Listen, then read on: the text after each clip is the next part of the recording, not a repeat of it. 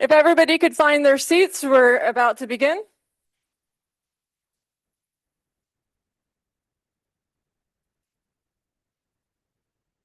Before we start tonight's meeting, I do have a few quick public service announcements.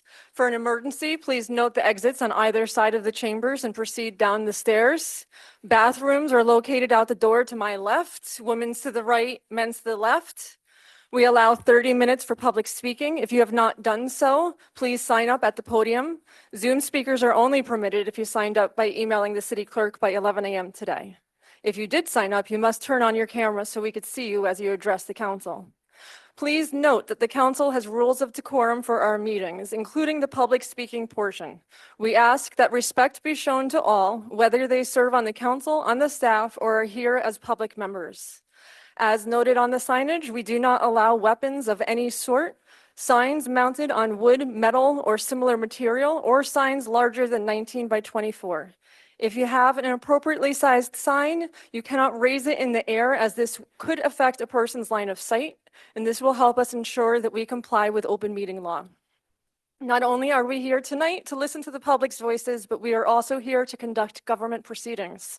To best serve us all, we cannot have any distractions. When a speaker is addressing the council, no disruptions are permitted. This includes talking over, yelling, clapping, and snapping.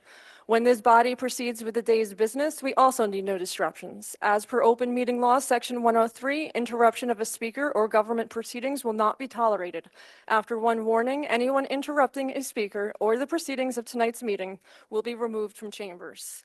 I am now calling this Common Council meeting to order at 7:38 p.m. on January 6th, 2026. So welcome to the first meeting. This is going to be a little different than the meetings in the past that you've been attending. My name is Andrea, and I'm honored to serve as your council president.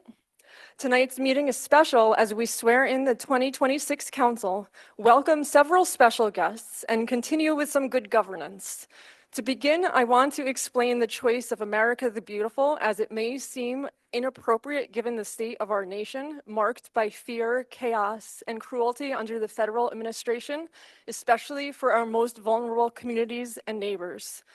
That part of America is not beautiful. Yet alongside the chaos, we have people donating food to help those who can't cover rising grocery bills, people out in the snow protesting, advocates fighting for others' rights, and people stepping up to run for elected office to selflessly serve their community.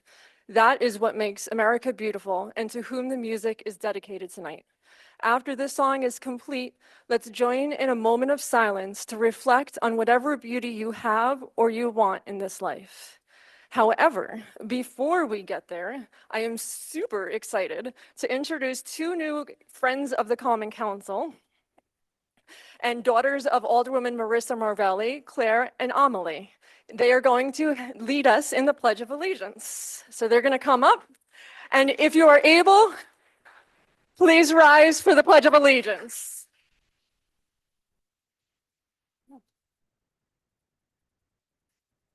You ready? We're going to use this microphone. Ready? I pledge allegiance to the flag of the United States of America and and to the republic for which it stands, one nation, under God, indivisible, with liberty and justice for all.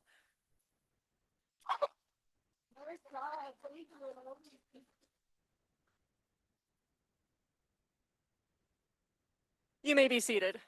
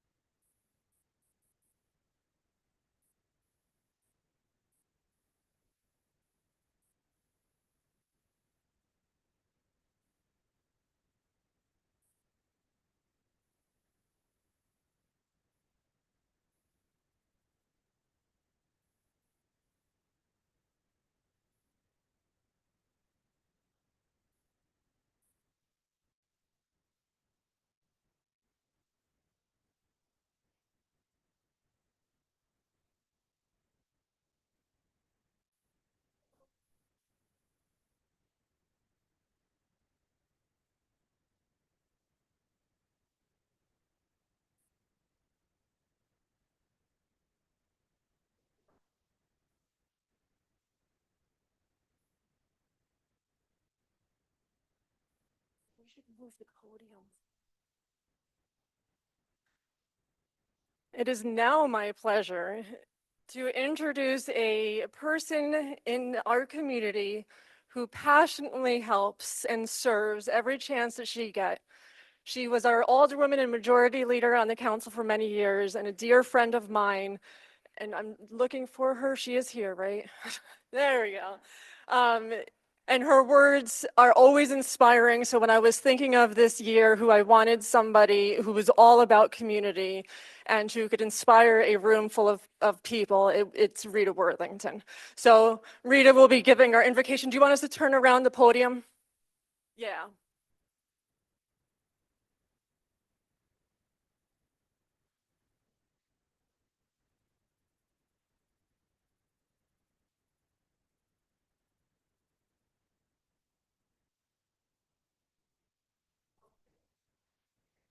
Rita, can you just put the mic on? Hello? Oh, there we go. I don't need, you heard me. I don't need to say it all again, right? Happy New Year. So will you bow with me, please, as we pray? Our Lord and Creator, we gather this evening to witness the commitment of these individuals as they take their oaths to serve the people of Kingston. We thank you for their willingness to govern and their opportunity for public service. We ask, O Lord, that you bless these individuals that make up this council with wisdom, courage, and a steadfast commitment to justice. Grant them the discernment to make fair and righteous decisions, the integrity to uphold the highest ethical standards, and the humility to listen to the voices of all citizens. May they always remember that they serve not for personal gain, but for the welfare, security, and prosperity of all people, especially the vulnerable and marginalized. As they embark on this duty, guide their steps, strengthen their resolve, and fill their hearts with compassion and a deep sense of responsibility. May their leadership reflect their divine attributes of truth, fairness, and love. We pray for our community and the city that under their leadership, we may succeed in righteousness and peace. Bless their families who support them, our community, our city, and bless all of us as we work together for the common good. And we ask these things in your precious holy name. Amen. Thank you, Rita. May I please have the first roll call of 2026? Alderman Pasty, Here. Alderman Tierney, Here. Alderman Marvelli, Alderman Falk, Alderman Mickens, Here. Alderman Dennison, Here. Alderman Ham, Here. Alderman Katz, Here. Alderman Hirsch. Here. We have a quorum. And at this time, I want to welcome another special guest and another friend of mine, which makes it sound like I have a lot of friends, but I just invited them all to this meeting. The Honorable Judge Kirschner, another devoted community member in Kingston, and he's here to deliver the oath of office for the 9 council members.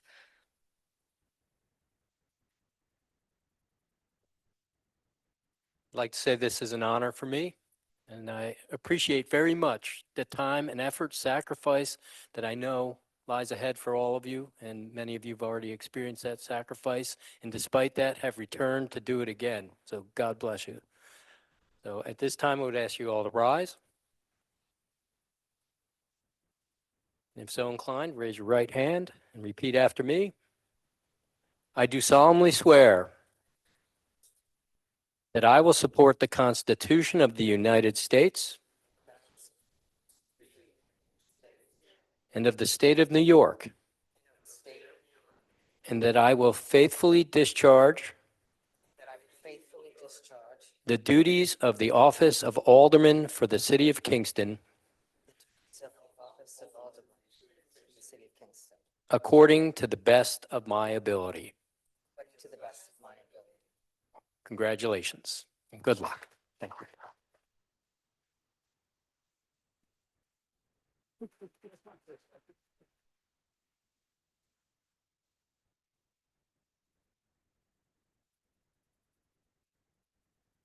All right, moving to resolution number 1 of 2026, please. Resolution 1 of 2026. Resolution of the Common Council of the City of Kingston, New York, recommending approval for adopting the tentative order of business for the year 2026. On the question? Motion? All in, you don't have anything to say. Hearing no discussion, I'll call for the vote. All in favor? Aye. Opposed? Resolution is adopted 9-0. Moving to resolution number 2, please. Resolution 2 of 2026. Resolution of the Common Council of the City of Kingston, New York, recommending approval for adopting the rules of the Common Council for the year 2026. On the question? Hearing no discussion, I'll call for the vote. All in favor? Aye. Opposed? Resolution is adopted 9-0. Moving to resolution number 3, please. Resolution 3 of 2026. Resolution of the Common Council of the City of Kingston, New York, recommending approval for designating the Daily Freeman as the official newspaper of the City of Kingston for the year 2026. On the question? Hearing no discussion, I'll call for the vote. All in favor? Aye. Opposed? Resolution is adopted 9-0.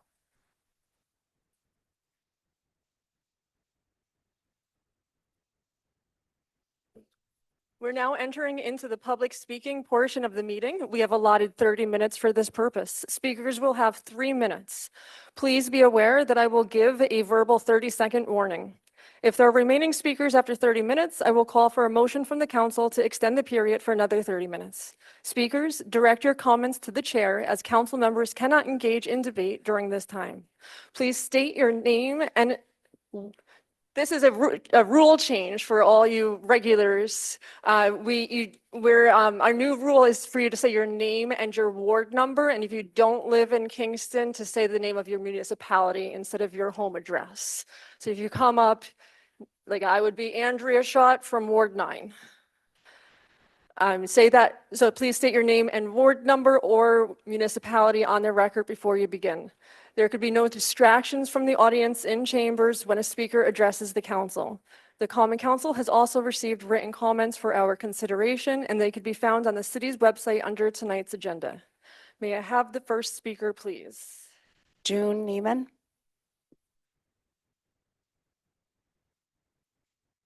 Hello, Council. My name is June Neiman. I live in Poughkeepsie, but I work here in Kingston as a tenant organizer. Firstly, I just want to say it's an honor to be here to witness all of your oaths of office, especially for those of you starting your first term. May I restart the time? Thank you.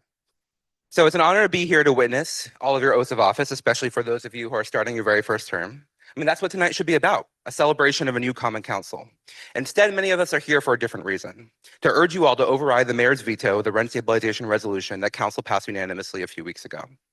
As I'm sure many of you saw, the mayor released a defense of his housing record in his newsletter last week, and he claimed that, quote, he has done more for housing than anyone in this area, and that, quote, tenants were issuing outright lies and fundamentally misrepresenting his intentions. Mayor Noble is speaking here tonight, but instead of sitting here and listening to his constituents, he is hiding somewhere in the building for his time to speak. So if folks decide to stay here and listen to his Mayor Noble's comments, here are some of the ignoble lies that I think you might hear. Number one, he's going to claim that he is responsible for all the things that the city has done. For example, good cause eviction, which is something this council did, and the mayor asked for a weaker version of the law that you actually passed. Then we have the matter of the vacancy study. There didn't need to be a vacancy study. That's why we're here today. We only have it because the mayor insisted we have it. No other small municipality with rent stabilization does these studies ever, for this reason, because they're easily manipulatable. Number three, Steve has consistently said that the data only supports keeping rent stabilization for buildings with more than 22 units. This is only true if you accept all of the landlord testimony at face value, which includes many errors. Many of them didn't even include the rent rolls that they were required to submit. Then we have the fact that he said that the council's resolution is sloppy and wouldn't stand up to a legal challenge. This ignores the fact that several municipalities have used a citywide vacancy rate to determine a housing crisis and have withstood those lawsuits. Steve has said if this resolution passes, it would somehow threaten rent stabilization across the state or the country. This is frankly ludicrous. And if he actually wanted to support rent stabilization across the state, he would support the REST Act, which would get rid of these vacancy studies, which he does not. Then there is the matter of Stony Run. In 2023, Steve forced through a workforce housing agreement between the landlords there and the city that dramatically raised rents for over half the complex. He claimed that this deal would require the landlords to make timely improvements. Well, they got $35 million to refinance their loan and did not make any of those improvements. He also claimed that this deal would, quote, safeguard the ETPA rights for all current tenants. But earlier this year, when landlords tried to exempt the entire complex from ETPA, the mayor submitted a supporting letter for that argument. And then the state rejected their attempt and sided with the tenants. So what did the mayor do? He sued the state.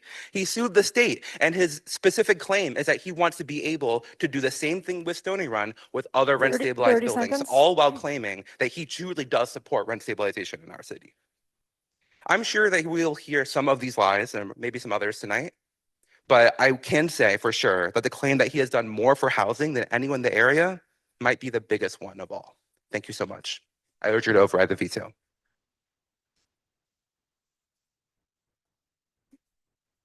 Thank you. Next speaker, please. Leah Wasselman.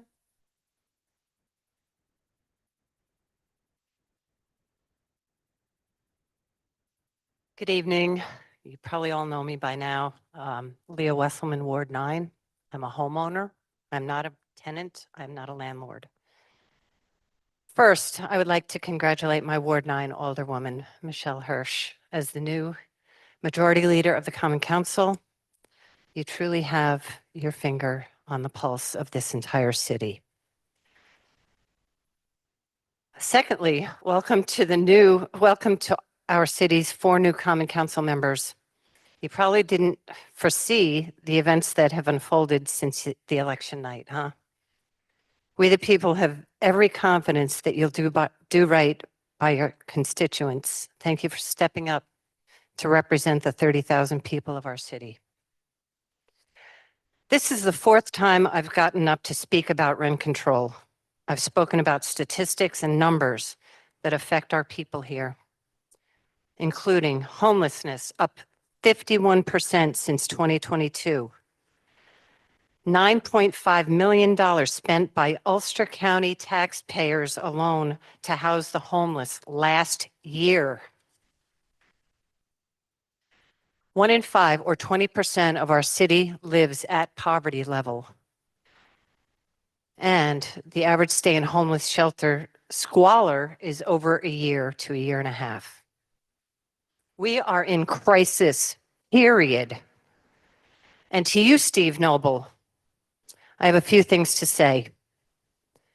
Many of the constituents in this city do not trust you anymore. Since ETPA has been in place, decisions around workforce housing and dealings with for-profit landlords and developers have created distrust of you by tenants under the ETPA and those of us who see the critical need to keep it in place. And then, these past few months, you've vetoed the Common Council's resolution to create a charter that would limit mayoral powers. That was fortunately overridden by the Common Council. It's what the constituents that you govern want. More say and more transparency for citizens in our city. And now, your veto of the Common Council's unanimous vote to keep ETPA in place. 30 seconds. There is a housing emergency in this city, period. You mentioned scare tactics used by advocates to maintain EPTA. I suggest that landlords and developers are using scare tactics against you if you don't do what they want. Lawsuits are going to continue from these deep pocket wealthy people, and that's a given. It's been going on for 3 years now. They care nothing about tossing out elderly on fixed incomes or the disabled or any who work 80 hours a week or more, Thank just to have a you. Your roof time over is our up. head. Thank you. Please do the right thing, Common Council. Thank you very much.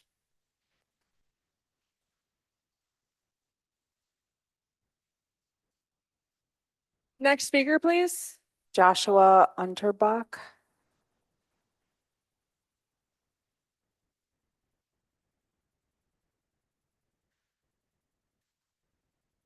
Thank you, President Shout.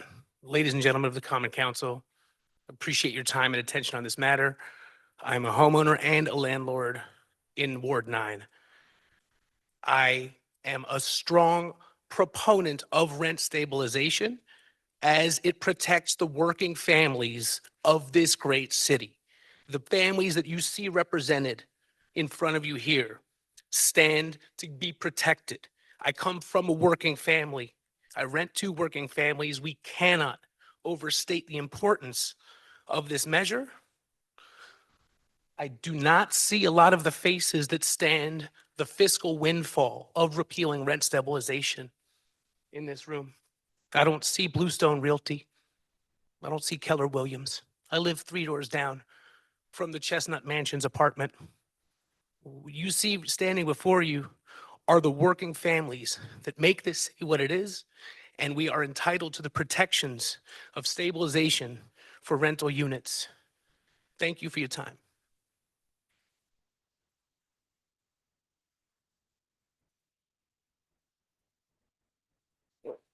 Thank you. Next speaker, please. Stephanie DeJohn.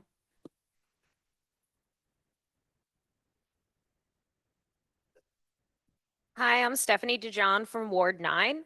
First, I just want to say a giant thank you to our previous Common Council. You were here at City Hall listening to both landlords and tenants for months. You heard what your constituents have to say about the struggles of renting in Kingston, and after you unanimously voted for rent stabilization and enacted a housing crisis for the city of Kingston. And thank you to the new Common Council members. I'm sorry we can't just be here to celebrate you and swear you in. And at this point, I was going to welcome the mayor, who's never been to see any of us speak, but so I'll just say that Steve is also working to deregulate Stony Run, which is the largest ETPA complex, and he's using a workforce housing agreement that led huge rent increases there. And he's suing the DHCR, which will make it easier to deregulate larger ETPA buildings, the only ones that he says the vacancy data supports. I live in an ETPA protected building, and that's the only good thing about this place. We've had multiple units condemned for rodent infestations and a lack of basic things like heat and hot water. We have black mold. We don't currently have a super, but we do have 59 units. And at least we can complain to the city without fear that our landlords will raise our rent to force us out like they did back in 2020. In November of 2023, my complex had a major gas leak, and for 19 days over Thanksgiving, 59 units worth of Steve's constituents didn't have cooking gas or hot water. And then in January of 2024, we lost heat for 9 days, and Steve suggested in writing ethics committee that we just move to Stony Run, a place he was apparently actively working to deregulate. And then in November of 2024, there's more of these, but the complex lost heat again, and it took more than 11 days to get the heat back that time. I urge the Common Council to override this uneducated veto. The citywide data blatantly shows that we're in a housing crisis, and you can just tell if you try to look for an apartment. According to the census, 52% of Kingston are renters, and our population is 24,040 people. It also says that our per capita income is $39,199. So when I looked on Zillow for a one-bedroom apartment that was $1,600, which is 49% of that per capita income, when I looked for 1,600 or under in Kingston, New York, there was only 20 listings for 12,500 people in Kingston. So your city has a problem, Steve. The people who are working here can't afford to live here. Properties aren't being maintained. Landlords are blatantly disregarding the Rent Guidelines Board and being taken to court by tenants.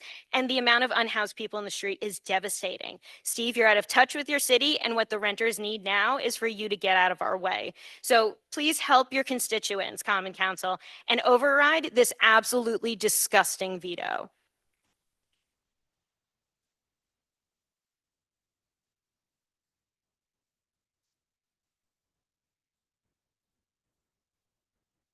Thank you. Next speaker, please.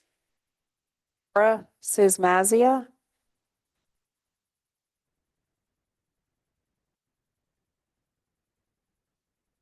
Hello, council members. My name is Sarah Sismazia, and I live at one of the ETPA properties in Ward 9. I want to thank the council for holding such a consequential vote on a day that should be about celebrating the new members of council. Unfortunately, Steve Noble's veto of ETPA has stolen not only the hope of renters in Kingston, but also the spotlight and celebration you all deserve. I want to thank the council for taking the time and effort to listen to the public during the long hours of testimony and evidence on the importance of rent stabilization in our community. Unlike Steve Noble, who only takes private meetings with corporate landlords that have price gouged housing in Kingston, while ignoring the evidence brought forth from the public testimonies on clear manipulation of the vacancy study through warehousing units. The vacancy study that Steve Noble forced upon us, even though he knew it would cause nothing but lawsuit after lawsuit from corporate landlords. I work 40 hours a week here in Kingston, to which 57% of that income goes straight to paying rent each month. Instead of Mayor Steve focusing on bringing well-paying jobs to Kingston so people can actually afford to live here, he has focused his time on attempting to dismantle rent stabilization in Kingston. From vetoing the unanimous resolution to keep rent stabilization, to now wasting our tax dollars by him suing the state to destabilize Stony Run, the largest rent stabilization complex in Kingston, that DHCR has time and again affirmed is protected under ETPA. Steve has done more to harm renters in Kingston than anything else during his time as mayor. Please tonight vote to save rent stabilization by voting to override Steve's disgraceful veto. And so that way tenants like me who work in Kingston can stay in our homes. Thank you for your time.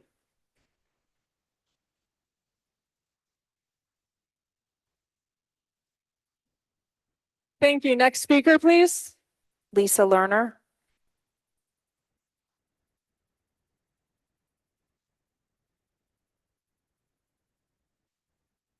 Hi, I'm Lisa Lerner. I live in Ward 2.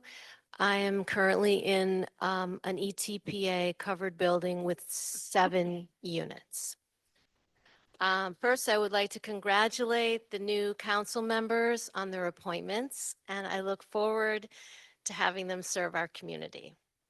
I also want to thank the council for their continued thoughtful and carefully reasoned investigation of our housing emergency. It is strange to me that the logic of these very intelligent people is now being dismissed by our mayor. Previously, Mayor Noble supported the legal defense for our 15% rent reduction case, which led us to a solid victory in the highest court in New York State. So why is our mayor now switching sides?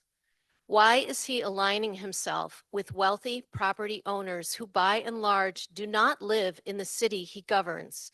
And why would he turn his back on those who need his protection the most? Watering down ETPA with this veto will only hasten the end of my life in Kingston, where I work and volunteer and spend my money. His veto will drive out my workforce neighbors as well. Building truly affordable housing is a great idea, but it takes years. And relying on good cause eviction in the meantime is not the answer. The renters I know can't afford 8 or 9% rent increases each year. We need someone in government looking out for us, some agency who can check landlords' hungry need for outrageous profit. These landlords are not going to be homeless if ETPA goes or stays.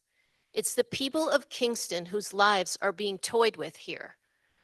While debate goes on in these rooms, the people of Kingston are wondering what they're going to do when the rent gets too high. Where will they go? What will happen to the lives they have built? What is the point of destroying their security?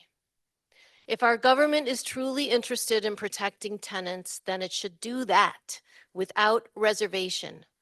There is only one way to keep renters in 30 their seconds. homes, and that is to prioritize keeping renters in their homes. Thank you for your time.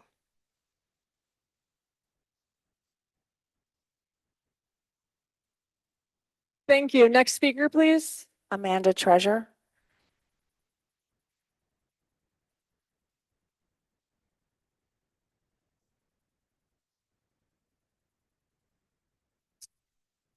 Hello, my name is Amanda Treasure. I live at Stony Run Apartments in Kingston for the last 19 years in Ward 1. Rent stabilization is the reason my family has been able to stay in our home. I had to retire from my job with the state earlier last year after getting a cancer diagnosis, and my family is living paycheck to paycheck. Rent stabilization is a lifeline. If we lost it, I honestly don't know where we'd go. I pay $5,000 a year for car insurance. My renter's insurance keeps going up. Energy bills keep going up. When they say prices are coming down, I want to know where. For what? The $90 we spent at the store the other day barely bought anything. When they say price, every part of my life has gotten more expensive, and people with too little are paying the price so that a few people at the top can have way too much.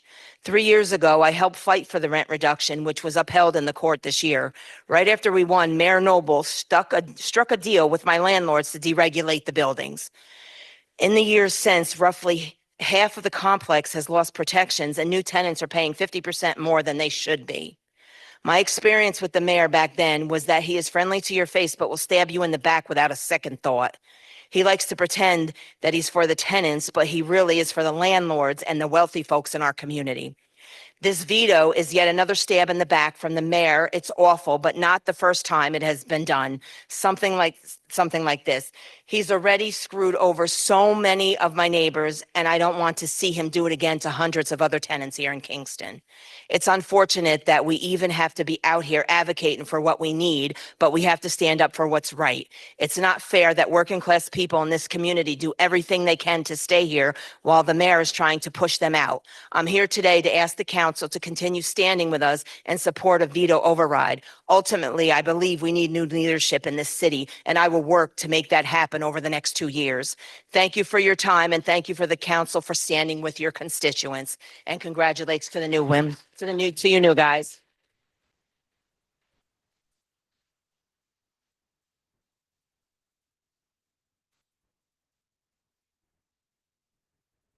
Thank you. Next speaker, please. I apologize if I'm not saying your names correctly.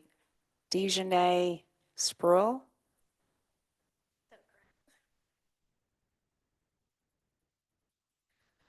Good evening, Common Council. My name is Dejanay Spruill, and I live in Ward 1 at Stony Run Apartments. To make this brief, I've been at Stony Run since 2015, and when I moved into Stony Run, it was affordable. I'm a single mother, and I currently work 2 jobs, one full-time, one part-time, to barely make ends meet, and I'm also a college student pursuing nursing. So I'm working very hard. I find it absolutely deplorable that the mayor is in favor of removing the ETPA. I don't understand how he sleeps at night knowing that possible hundreds of families could be homeless if this is removed. I, for am just disgusted. He's supposed to be for the people, and I believe he is not for the people. But again, I'm just asking that we just do our best to keep this in place, because all of us here need this ETPA to be able to afford to live here. We cannot afford rents. I personally myself, my apartment right now is going for between $1,900 and $2,200. I don't make that much money. You would have to make at least $30 an hour in the city of Kingston to be able to afford to live here. And I don't think any of us in that room are making that amount of money. So I'm asking you, I'm begging you to keep ETPA in place for us working class people. Thank you.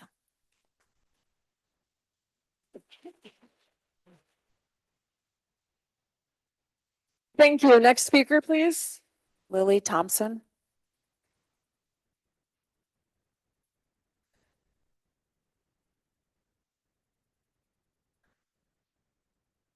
Hi, my name is Lily Thompson. I'm Ward 9. Steve Noble does not care about renters or homeless people. I am almost certain he wants gentrification to happen in our city. Why would he let landlords onto the vacancy study, knowing most landlords want all the money they can get? And the recent veto of his shows he does not care about the people.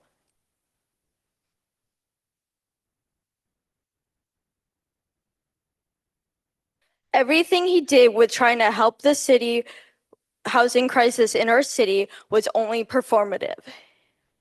He's a phony and has made more legislation for trees than for the people of the city of Kingston. I will repeat what I said. Steve Noble does not care about renters or homeless people. There are homeless people on the streets and they are struggling. Renters are close to being homeless because they cannot afford the rent. The housing emergency is still prevalent here, and I don't know anyone who could argue against that besides Steve Noble and the landlords. I urge the Common Council to override the disgusting veto Steve Noble has made and keep ETPA. Thank you.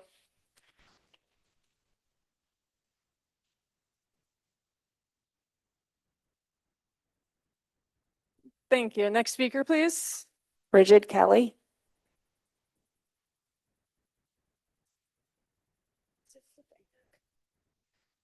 My name is Bridget Kelly. I'm a tenant in Ward 4 in a 6-unit building currently registered with DHCR as an ETPA building. I'm here tonight to urge the council to override Mayor Noble's veto. I've spoken previously at the public testimony to offer evidence at the lengths landlords are willing to go to evade the ETPA law, and I spoke in advance of the December 17th resolution passing. That night, I thanked the previous council for recognizing the humanity of tenants in Kingston and utilizing the laws of our state to the greatest good of working people. Welcome to the new council members. I commend your willingness to serve, and I hope that your first night on the council will prove to show your support for protecting affordable housing for your constituents and the working people in this city. We have heard from housing justice lawyers previously, and I'm sure they're to follow me after this, that the resolution is legally sound. We have heard from countless tenants on the state of the housing emergency here in Kingston, so I'm not going to repeat all of that. I'd like to directly address the veto and Mayor Noble's statement to the press that stated the common thread that runs through this coordinated attack is that people who claim to represent tenants are resorting to scare tactics and spreading misinformation about my efforts to continue tenant protection in Kingston's. If he was here, I'd ask him to look around. Listen to those of us willing to risk retaliation of our landlords. The tenants are representing our own interests, organizing tenant unions and speaking up. I wear many hats: teacher, tenant leader in the Hudson Valley Tenant Union, president of the Upper Hudson Central Labor Council, all knit from a common thread, that I am deeply committed to the bettering of lives of working people in all areas of their life. Working people deserve protections in the workplace that organized labor unions can provide, and working people and tenants deserve protections in their homes through laws that protect them from predatory rents and landlords and the right to organize tenant unions. Mayor Noble's statement showed a disdain for tenants' abilities and right to organize themselves and speak up, or even worse, a belief that we aren't capable of doing this ourselves. That statement reeks of elitism, furthered by the odd coincidence that the magic proposed cutoff number of buildings of 22 units or more, leading to 40% of units being destabilized, is the same magic number that landlords said they won't sue over. Mayor Noble could have had a backbone, sided with the working people and tenants, and utilized the law to the fullest extent possible. To the council, I hope that the same thread of my hats weaves through yours as aldermen and women. I urge you to vote to override the veto tonight. The original resolution was legally sound and protected tenants to the fullest extent. Do the right thing for the greatest good of working people of Kingston.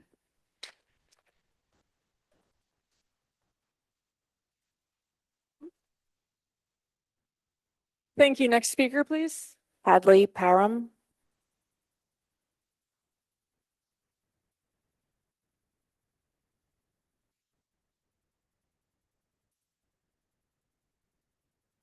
Good evening, folks. I am Hadley Parham from Ward 4. I moved to Kingston nearly 4 years ago. My neighbors were veterans, seniors on fixed incomes, parents of young children, folks placed in housing by community services, and young working people like myself. Oh, Lordy. Okay, that fall, my building on Green Street became rent stabilized when the Common Council declared a housing emergency and adopted ETPA. When my lease was up the next spring, my landlord, Daryl Handler, shout out, texted me to say that rent would be going up. As I later told the Rent Guidelines Board, there was no certified mail, no renewal lease form, no ETPA riders, not even a mailing address for the LLC I paid my rent to every month. It took me hours of research and contacting my alderman and my assembly member to learn that despite Richard Lanzarone and his friends, which included my landlord's LLC, suing the city of Kingston over rent stabilization, our rents were in fact frozen and any increase was illegal. When I told my neighbors that our rents were frozen, some laughed in my face and many more sighed and gave me stares that showed me how naive they thought I was. After all, we all know that we are in a crisis of affordability and a crisis of dignity. The cost of everything has exploded. Our workplaces and our homes are extracting profit from us at the expense of our time, our health, our connection, and our well-being. Working people everywhere in this country have learned how to survive in jobs and in apartments where they're at the behest of a boss or a landlord and their fiscal desires. We are used to it, and we are sick of it. We are sick of it, and it doesn't have to be this way. I joined the Mid-Hudson Valley Democratic Socialists of America after rejecting my illegal rent increase to fight for a world where no other tenant has to lose days of their life begging a landlord to respect them. I urge this brand new, beautiful Common Council to overturn Mayor Noble's veto of the unanimous declaration, on my birthday no less, of a housing emergency in the city of Kingston last month. Anything else would leave nearly half of buildings deregulated, protected only by could cause eviction. And while those protections were historic, Governor Hoke will ensure that they were neutered. 30 seconds. The previous Common Council knew this, which is why they passed a memorializing resolution in support of the Rent Emergency Stabilization for Tenants, or REST Act. This state bill would have localities follow in Kingston's footsteps, following rigorous processes of public hearings to review data to declare housing emergencies, rather than expensive, manipulable vacancy studies. And it would further expand the housing stock coverage by ETPA, providing even more tenants with the stability and dignity of ETPA. Thank you. Time I is up. urge you all to be Thank brave. you. Thank you for being here.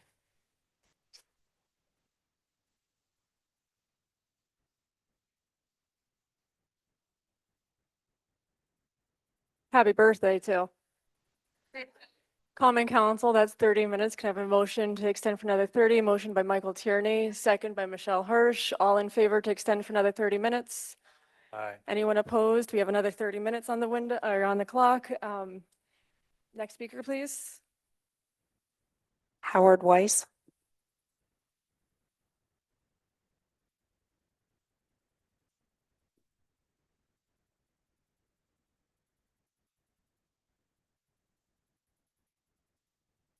Hi, everyone.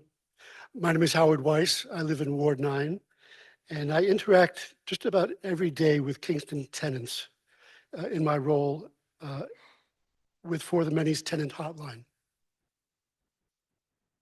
I join the multitude of Kingston residents who appreciate all the hard work and productive work the council has done to support rent stabilization in Kingston. Many Kingston residents calling into the hotline, hoping that they are covered by rent stabilization, are crushed when they learn they are not. And callers from beyond Kingston look with envy at our rent stabilization and good cause eviction programs, wishing that they had similar protections in the midst of our affordability crisis. This is testimony to the council's great work here in Kingston. I would love to see the mayor share the council's outlook on the housing crisis. The challenges are enormous enough. We need executive leadership that shows more concern for the well-being of tenants, someone who will advocate for regulating more than just existing ETPA apartments, someone committed to preserving socioeconomic diversity in Kingston. I hope we see this type of leadership in the future. Finally, I welcome the council's new members. I have confidence that with this veto override, the council's fight for affordable housing will continue to focus on keeping more and more people in their homes. This is exactly what is needed to counteract owners and developers who are driven by profits rather than their concern for workers and families. I urge the council to veto the mayor's mean-spirited veto. Thank you.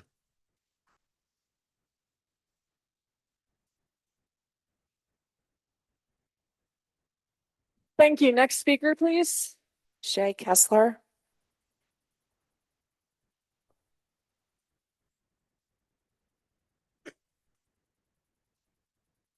Good evening. My name is Shay Kessler. I live in Ward 1. I want to thank the council for listening to our concerns and supporting solutions to keep rent affordable. Your work does not go unnoticed, and I also want to congratulate the new council members for starting your work to speak up for your constituents. I'm going to try to keep this brief, because I've already spoken a few times at other hearings in support of ETPA, even though I am not an ETPA tenant. But I want to speak directly to Mayor Noble, who's apparently not here.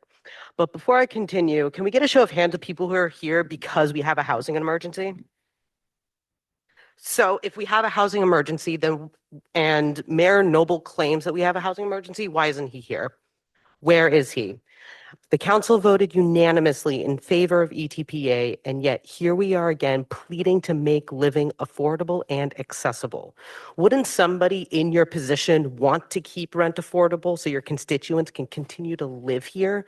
When I was living in New Paltz in 2022, before I moved to Kingston, our ceiling fell through, spreading debris all over the hallway and staircase. It took our landlord 2 weeks just to hire somebody to fix our ceiling, and it was still not fixed. Additionally, not a single tenant was offered temporary housing while these repairs are being done. So why should landlords raise their rent annually if they're not going to address habitable conditions accordingly?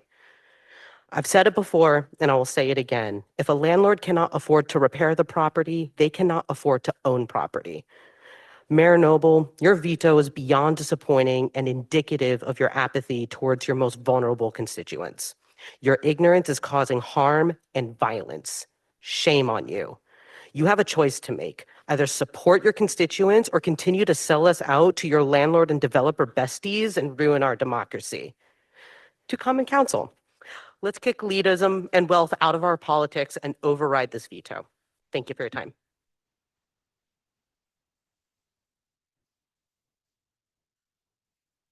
Thank you. Next speaker, please. Amber Rodriguez.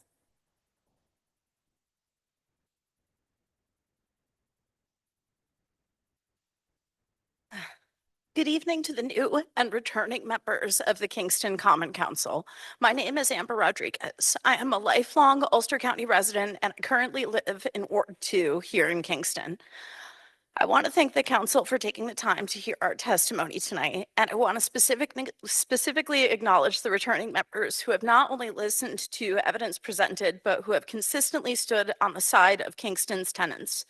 As someone who works in the real estate industry, I have a firsthand and deeply personal understanding of the housing crisis in Kingston. It is heartbreaking when people come in desperately searching for a place to live, and I have nothing affordable to offer them. The reality is that many people simply cannot afford to rent in this city anymore. At the moment, the least expensive rental listed on our multiple listing service is $1,500 for a one-bedroom apartment. For perspective, in 2015, my best friend and I paid the same amount for a 3-bedroom apartment.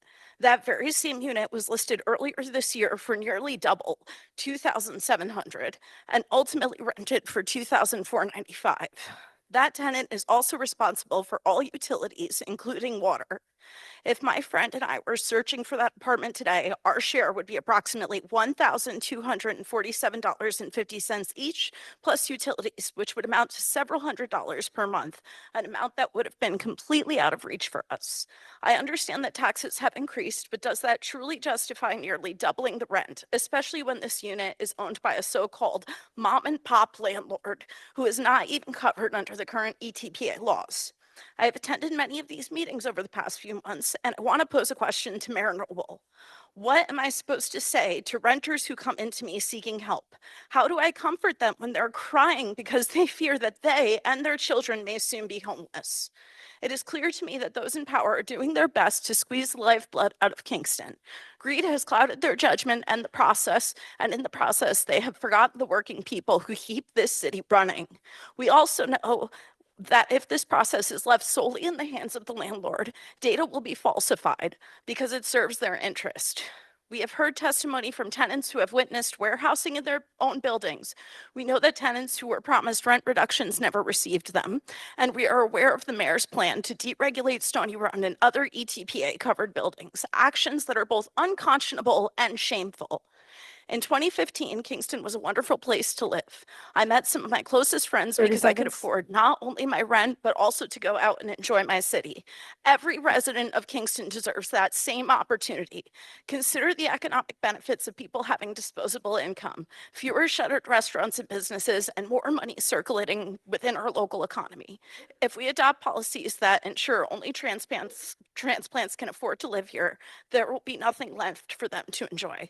Thank you for your time and for listening.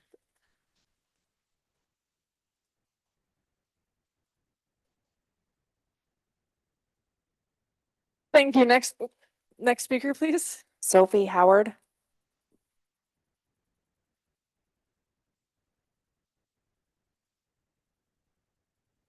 Hi, my name is Sophie Howard and I live in Ward 2. I previously provided comment during the public hearing back in November on why rent stabilization is important to me and my neighbors, and about vacancies in my building. I submitted written comments as well for members that were not on the council at that time. The state requires that a public hearing be held when municipal leadership considers making a change to ETPA. The data collected in the form of public comments is meant to inform the decision made by those who represent the residents of the city. Mayor Noble called the resolution sloppy because it took these data, the voice of the public, into account. When landlords were asked about vacancies in their buildings as a part of the study, they were taken at their word. These data are considered by the mayor to be facts. There is no difference in the data validity between the study and the public hearing, especially given that landlords voluntarily submitted data, even if their buildings weren't in the study sample. Mayor Noble, I hope you reconsider and work with the council in good faith and support a resolution that reflects the truth of what's going on in Kingston and makes the strongest argument that can be made using the data that we have. Thank you.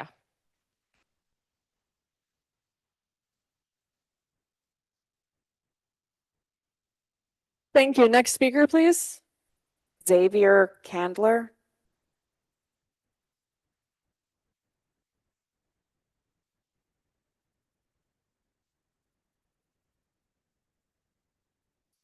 Hello. Thank you so much for hearing all of our testimony, some of you for maybe the fourth time. And thank you to the brave and thoughtful tenants who are potentially facing retaliation.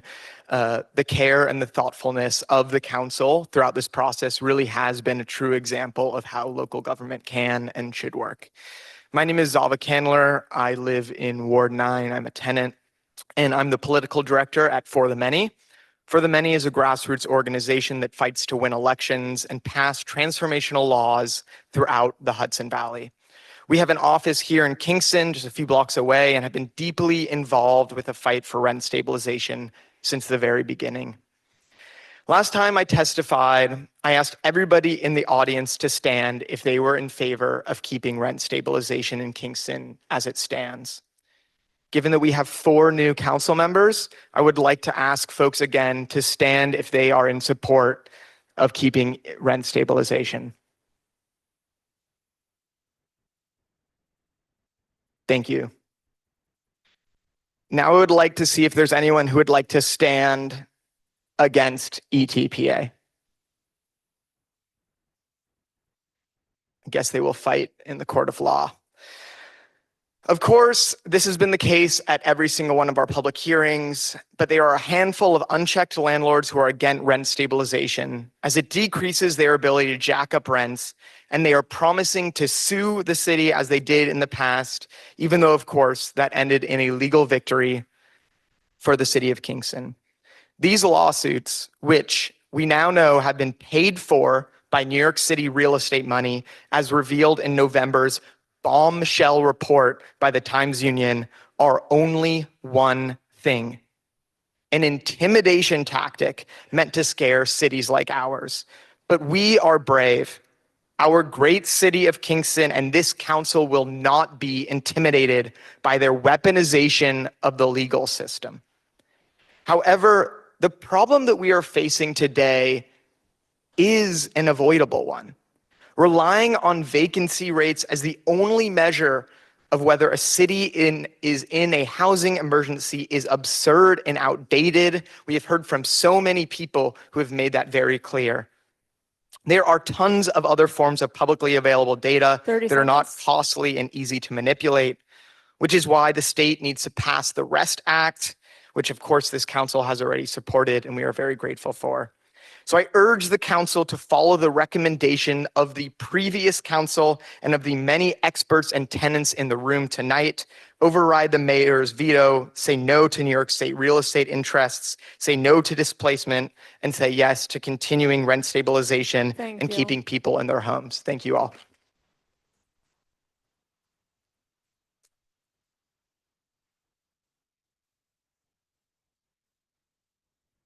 Thank you. Just a reminder, there can't be any chatter. There's some whispering that's been going on throughout this whole meeting, and it's very distracting because it's surprisingly how much it carries. So if you could refrain, we would really appreciate it. It makes it easier for everybody to hear each other.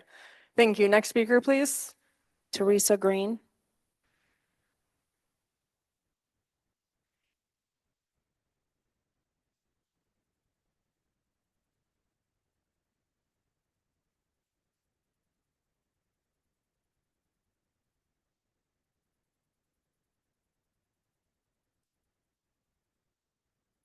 Hi, my name is Teresa Green. I live in Ward 1 at Stony Run.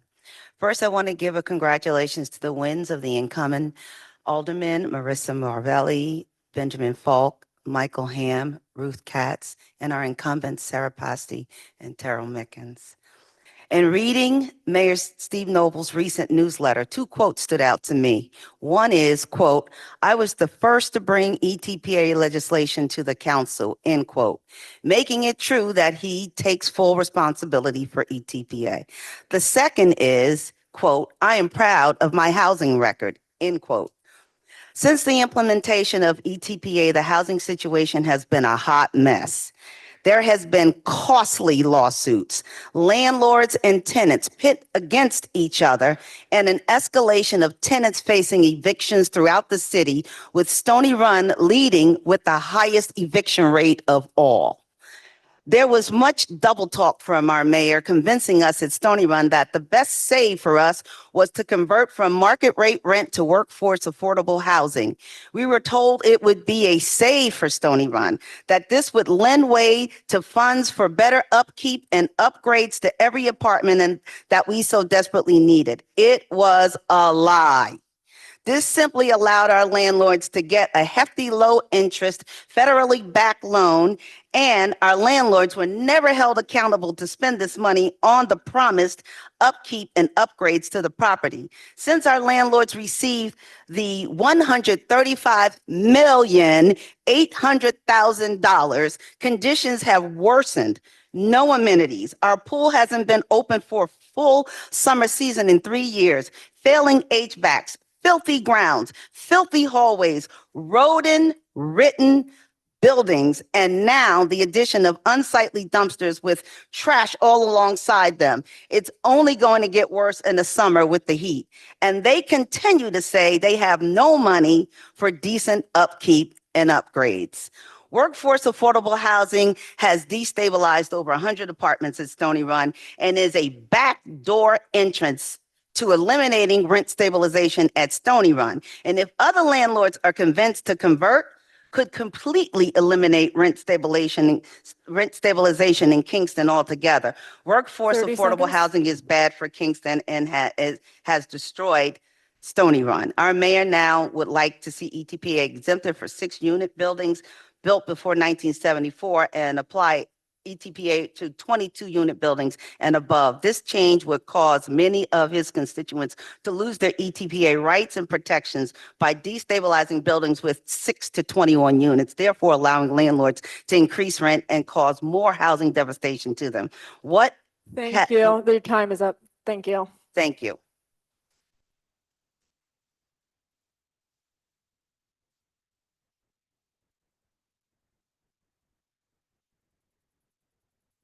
Next speaker, please. Andrew Friedman.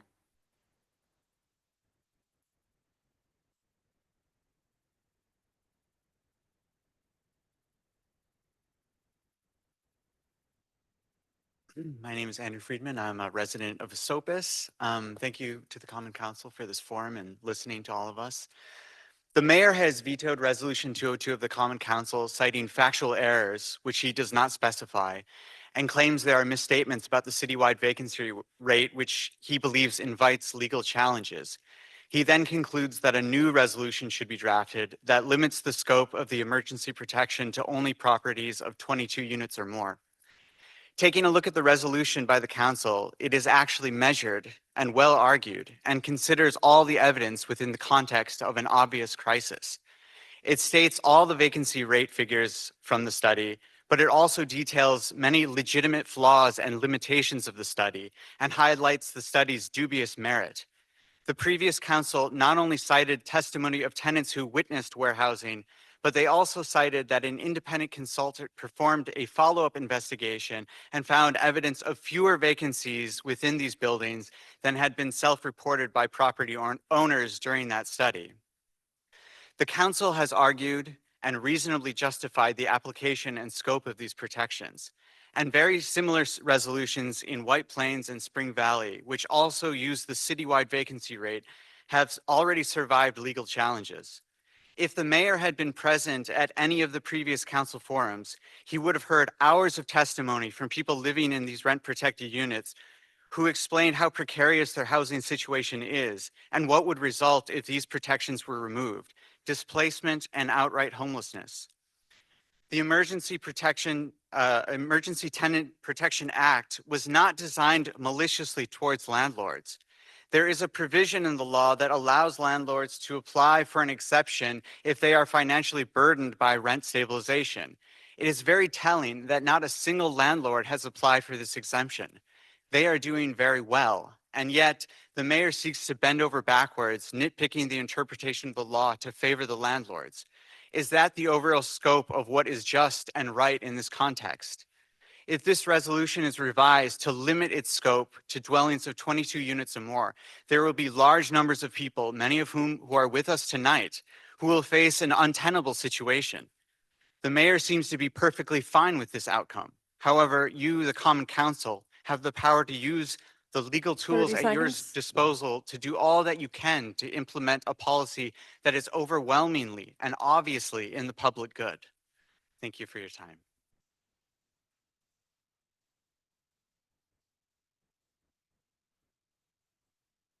Thank you. Next speaker, please. Amy Friedman.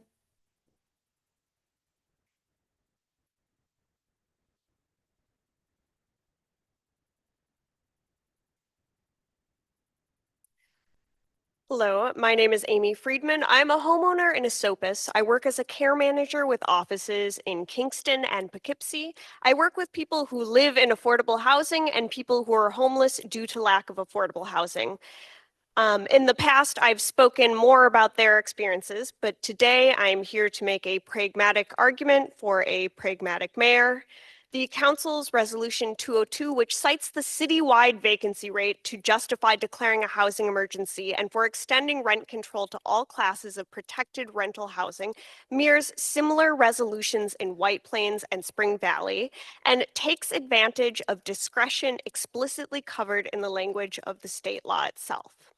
Therefore, if we believe that the mayor's arguments against this resolution are being made in good faith, and that this resolution will only survive a lawsuit if it limits itself to dwellings of 22 units or more, then hundreds of tenants will be negatively affected. If, though, we can argue and prevail in courts as others have, then we have an obligation to do so. On the other hand, the mayor's arguments may be in bad faith and due to his perception of rent control. Rent control has long been erroneously held by institutionalized classical economic theory to be a long-term harm to affordable housing because, as they claim, it eventually limits supply. However, as we have found, these economic models, which present themselves as objective and evidence-based, have not been demonstrated in the real world and have been disproven time and time again. A 3-decade study on rent control in New Jersey, a state with similar economic conditions to our own, found that even with rent control in place, the state had an increase in housing supply. Moreover, studies have looked at long-term effects on housing supply when rent control was removed, and in those studies, no effect was found on overall housing supply. It is clear from these numerous studies that there is no long-term relationship between rent control measures and the overall housing supply, and therefore there is no real argument against robust rent control. Obviously, I am preaching to the choir in this audience, but the sentiment against rent control is still shockingly common and is repeated as if it were an established fact. If you look at the issue in actuality, we find 1, rent control works, as study after study has shown. Rent regularization keeps housing more affordable. Second, we can currently implement, as we have in the 30 seconds. past, robust solutions to housing. Most recently, we've seen incredible success with public housing projects and funding models in Montgomery County, Maryland. Until those comprehensive solutions are put in place in the short term, we can use legal tools at our disposal to protect the most vulnerable in our community. There's no real evidence-based argument against doing so, and the mayor's opposition to a full implementation to all classes of protected housing with emergency you. declaration Time is up. is an abdication of real leadership. Thank you. Thank you.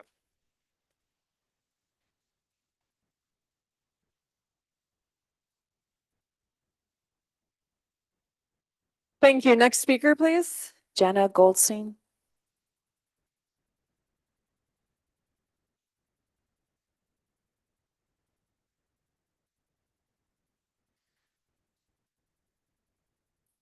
My name is Jenna Goldstein, and I'm the community organizer at For the Many here in Kingston. I live in Ward 3. I want to start by welcoming the new council members and thanking the existing councilors for listening to hours of testimony. I'm grateful that you all are willing to vote on such an important issue on a day that should be a celebration of your new position. Mayor Noble, even though you are not here, I hope you're listening. In vetoing a unanimous resolution resulting from 2 public hearings and at least 2 city council meetings, you are telling the constituents of Kingston that they don't matter. You are telling them that their crisis of shelter is less important than the landlord's imaginary tax incentives, which, by the way, this has nothing to do with. Keeping rent stabilization in Kingston does not prohibit new buildings because it doesn't even apply to new buildings. If you think that building housing is the only way out of this crisis, why don't you look into social housing or getting another complex like Energy Square built? Relying on landlords to get us out of this crisis will never work because they benefit when rents are high and there are too many tenants for too few apartments. Look around, listen to your constituents. Try to find a livable and affordable apartment, and you will see that there is indeed a housing emergency. The facts are that Mayor Noble's veto overly relies on the study from OHI, ignores the validity of using citywide vacancy rate, which is being used in White Plains and Spring Valley, and ignores all the testimony from rent stabilization supporters in favor of landlords' inconsistent self-reported data. Just look at the study and you will find inaccuracies like the several apartments on Green Street that reported vacant by the landlord only to have tenants living in them for years. To say nothing of the fact that according to DHCR, landlord profits are up and not one of them has applied for the financial assistance available to ETPA landlords. I am so sick of hearing landlords telling us to move if we can't afford the rent. I've been here for 17 years. I'm not going anywhere. Your legacy will be remembered for abandoning tenants, giving in to landlord lies, and talking out of both sides of your mouth. I was there when you told Stony Run tenants that you were looking out for them, only to find out you actually sued DHCR to deregulate the complex. 30 Mayor seconds. Noble wants all rent stabilized apartments to become workforce housing. Besides the pitiful Victorian sounding name, these apartments start at $1,800 for studio apartment. Who is that working for? Not the working residents, and certainly not the retired, seniors, or folks on a fixed income. I don't want to live in a city that has only cares about housing the wealthy. I want a diverse socioeconomic city that has a variety of residents that are not working multiple jobs just to afford rent. Thank you.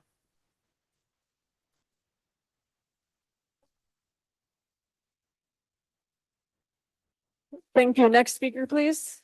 Caitlin Rupert.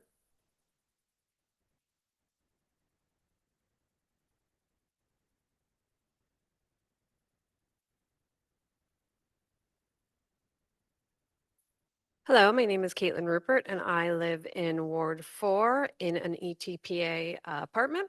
I would like to say thank you to the council for reviewing all of our very credible and real evidence and listening to hours and hours of testimony. And I would also like to thank all of those who are coming in who have also already been reviewing evidence and talking to people and actually already participating in this more so than Steve Noble, clearly. I'm in a building that has 18 units, and he wants to deregulate that unit or that building because to him, what's more important is to cozy up with the landlords. And that's also why he vetoed what you guys had put a lot of thought into. And I am a industry worker here. I work in a bar, and I cannot afford my apartment if he decides to get rid of, my ETPA. I have also worked in the Hamptons, also in the service industry. And there, if you are working in the service industry, every restaurant has its own building that it puts everybody into who works there because it is absolutely unaffordable to live there too. What Steve Noble wants is for Kingston to become that unaffordable and that unmanageable. So if he wants people to be here and working and living, he needs to actually listen. So in conclusion, we need to be a better leader. Thank you guys so much for all the work you put in.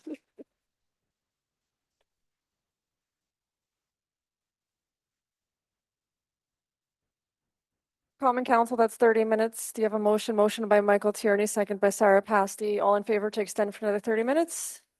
Anyone opposed? We have another 30 minutes on the clock. Next speaker, please. Tracy Lehman.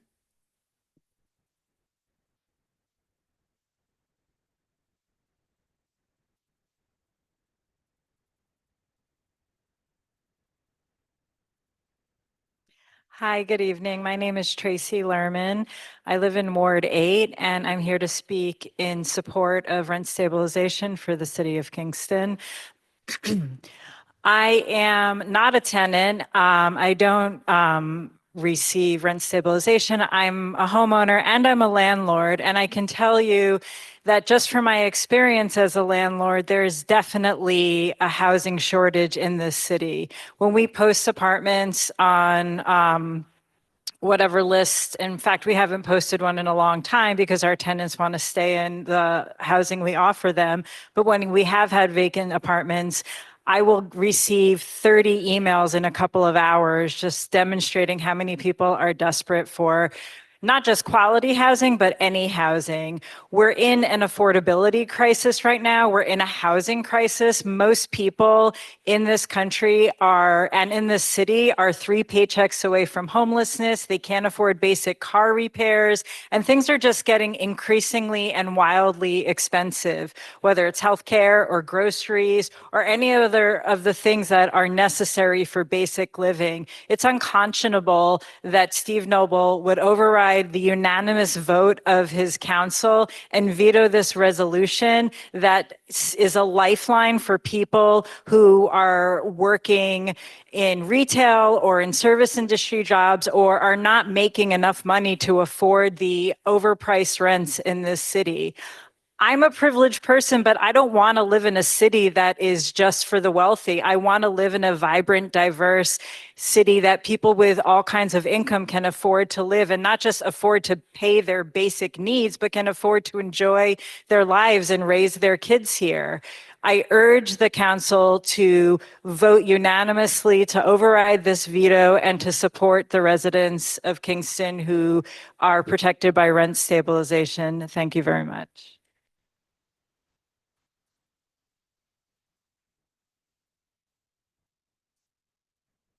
Thank you. Next speaker, please. Brandon Istance.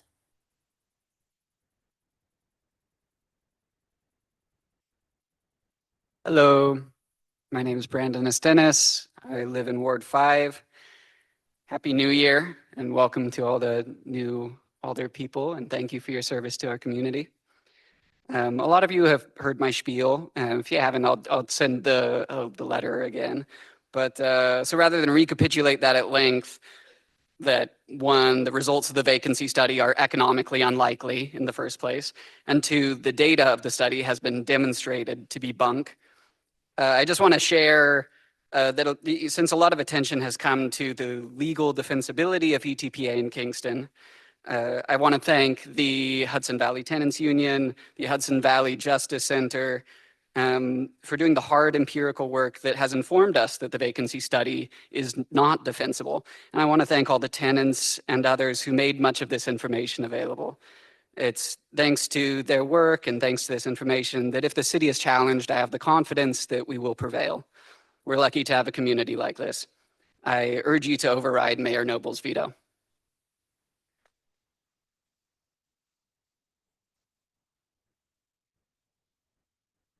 Thank you. Next speaker, please. Gwen Gilroy.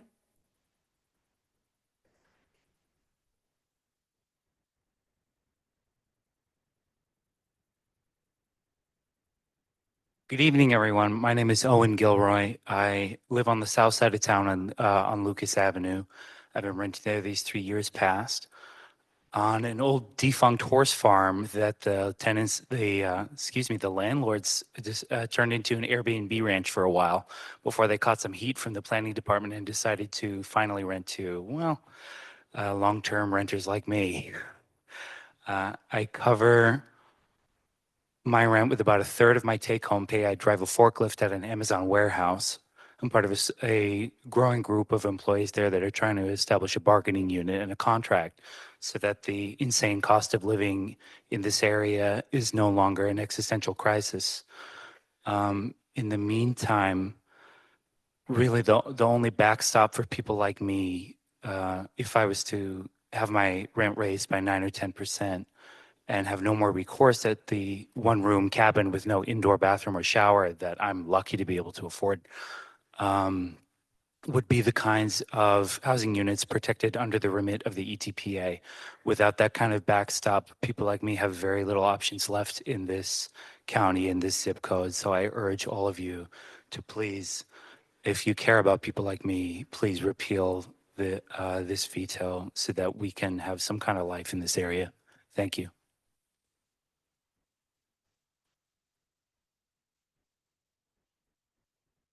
Thank you. Next speaker, please. Raquel Gonzalez.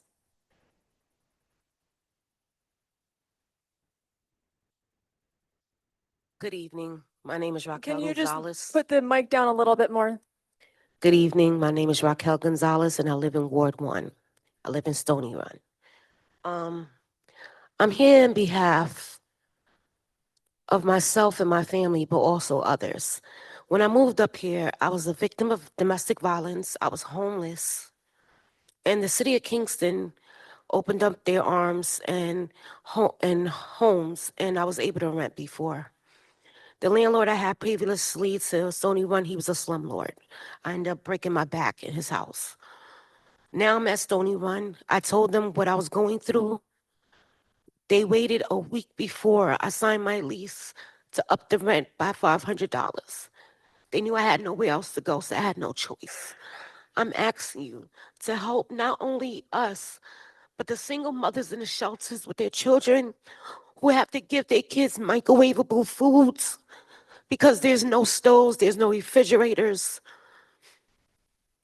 Just help us. This makes no sense that the mayor would do this. Thank you.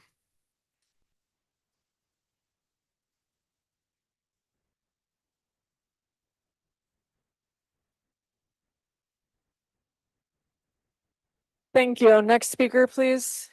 Ann Lent.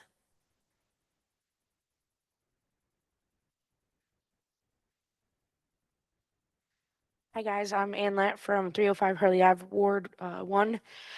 I'm a mother of two. I'm also a bus driver.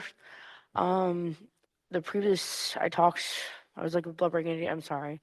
Welcome to the new Common Council and the old. Thank you guys for being here. As Raquel was saying, being homeless is not a thing you want to be.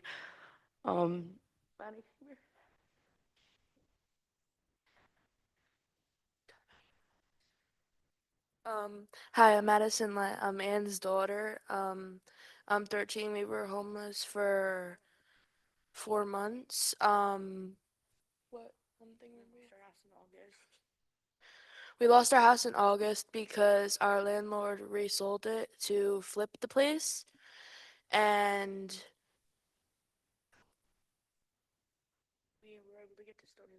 we were able to get to Stony Run 3 days before Thanksgiving, thankfully.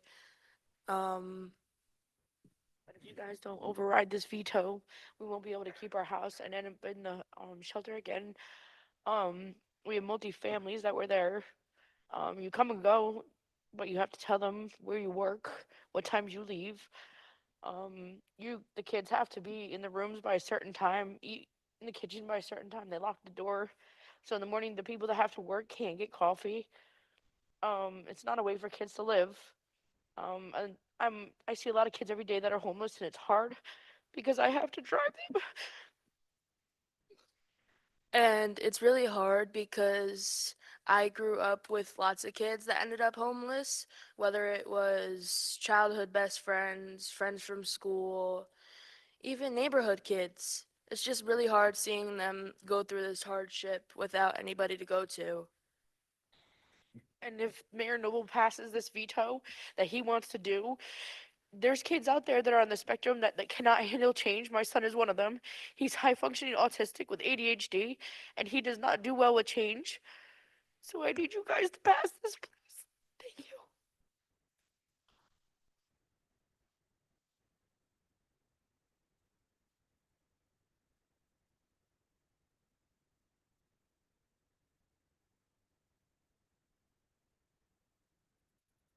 Thank you. That is it who has signed up. Is there anybody who has not signed up who would like to, Chelsea? And I see a hand back here.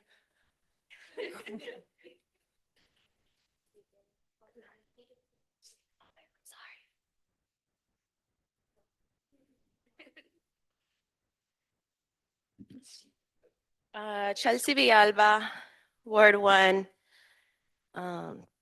Please don't start my time, I'm not ready. Okay, now I'm ready.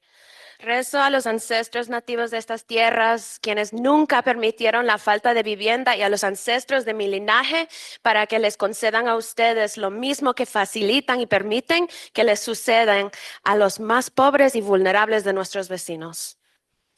First, we need bus shelters in Kingston and an independent investigation into Gary White's death. As of January 1st, 2026, this county's minimum wage is $16. If a single person works a 40-hour week, their gross is $640. Subtracting normal taxes, they take home around $577 a week, or $2,308 a month.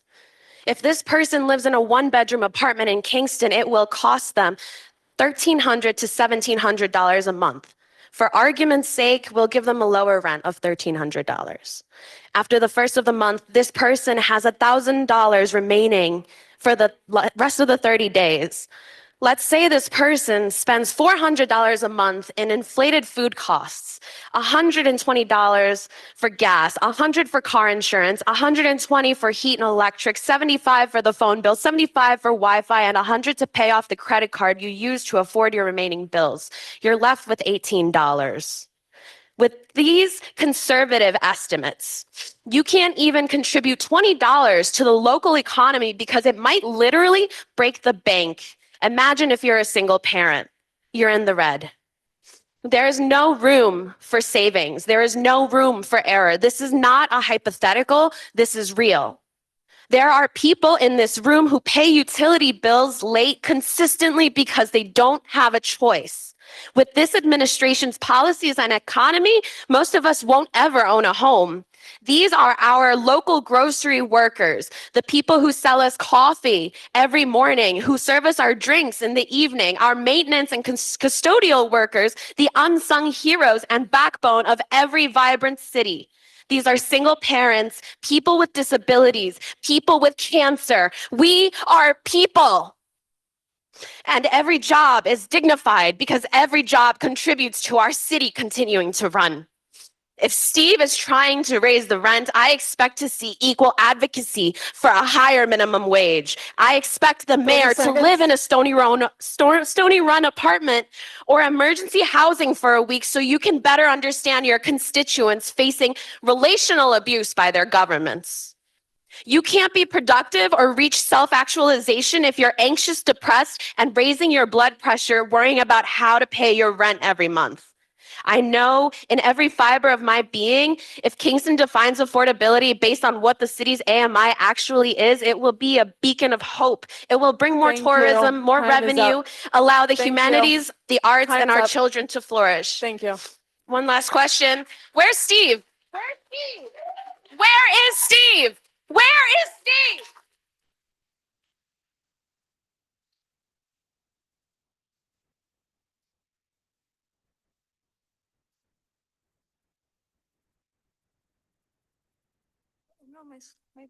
Okay. Hi, my name is Maggie McFarland. I'm in Ward 2. There's not much I can say that hasn't already been said passionately, eloquently, and earnestly by dozens of Kingston citizens here and at meetings past. But still, I feel I must say something, not only because I myself am a tenant living in a 10-unit ETPA apartment, but also because despite hundreds of credible tenant testimonies, the mayor still seems to doubt whether or not Kingston is facing a housing emergency. So, I am here to reiterate unequivocally and loudly, for the record, that we are not just facing a housing crisis, we are neck deep in one. We, the citizenry, know this through lived experience, and our elected council members have already acknowledged this with a unanimous vote to uphold ETPA. But just to restate, the rate of residents in our city facing homelessness has ballooned since 2020. Dozens of children who attend Kingston City schools get off the school bus and walk to hotel rooms or a youth shelter because their parents cannot afford to rent or buy a place to live here. 52% of Kingston residents rent, and many of them pay over half of their monthly income in rent because there is nothing cheaper available. So I am here, we are all here to speak for the dozens of rent-burdened working class tenants who cannot make it here tonight because they're working their second or third job just to keep a roof over their head. We are here to be a voice for people who have to stay home to take care of children, relatives with disabilities, or elderly parents, but still worry every day about whether or not they can keep their family housed. We are here to represent folks in shelters, group homes, or hospitals who cannot come to these meetings because of curfew or circumstances, but nevertheless to serve the basic human right to affordable housing. For every one of us who are here to give testimony, there are 10 more Kingstonians who cannot be here, yet struggle with unaffordable rent, inflated utilities, and predatory landlords who are slow to repair and maintain livable housing, but quick to squeeze as much profit as they can out of desperate tenants. If the ETPA were truly a financial burden for landlords, they have had the option to seek exception or relief from the state of New York, and yet not a single affected landlord in Kingston has chosen to do so in the past 3 years. Instead, they have used their vast resources to try and kill tenant protections and evict us when we are no longer a convenient source of income to them. Thank you to the Common Council for listening to the needs of your constituents by unanimously voting in favor of the ETPA. I am so sorry Steve is making you do this all over again, but please continue to uphold tenant rights and override this obnoxious veto. Thank you.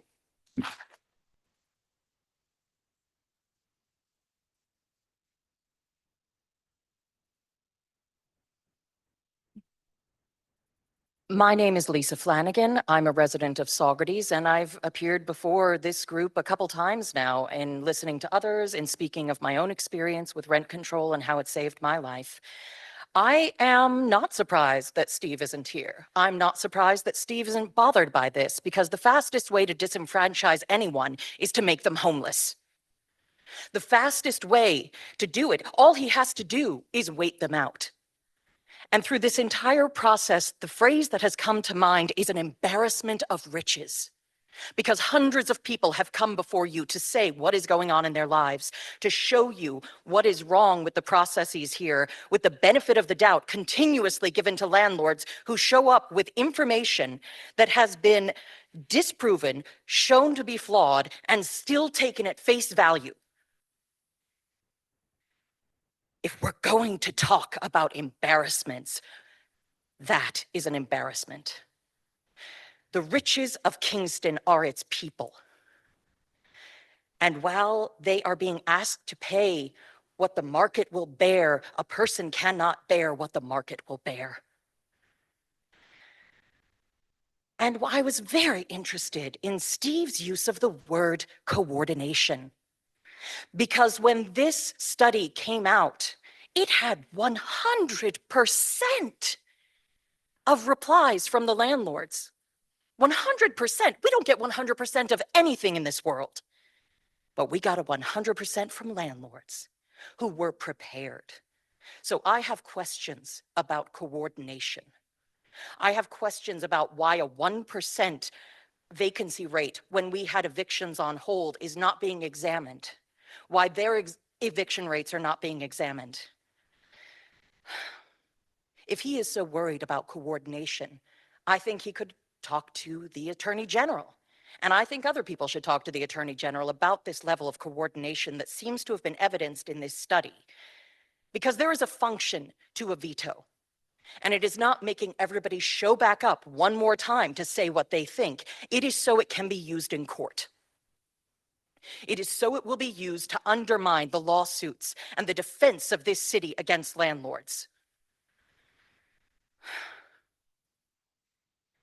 I don't know how to tell him 30 seconds. to care more about the people than the people who can show up in his office. It's all there. And as I said, I hope he's embarrassed.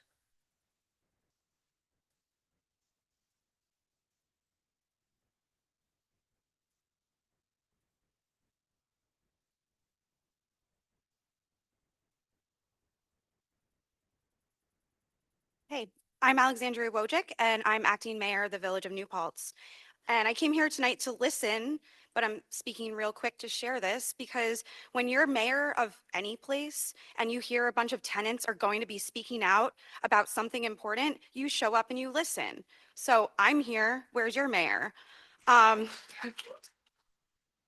So, I mean, at least if you want to present the optics of putting people before profit in politics, that's what you do. So I just want to remind and thank the Common Council that whatever Kingston does in terms of housing and the cost of housing, it impacts us in New Paltz, it impacts us everywhere in the county. You set the standard. What you do with ETPA determines what we can and cannot do in the Village of New Paltz and elsewhere. So do the right thing and overturn the noble veto. Thank you. Have a good night.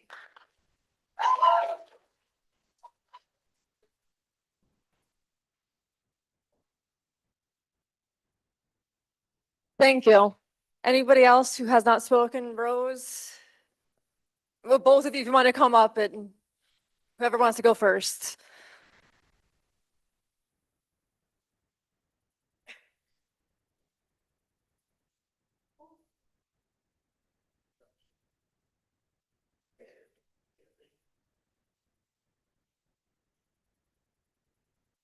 Hello, everyone. Welcome to the newbies who are joining us.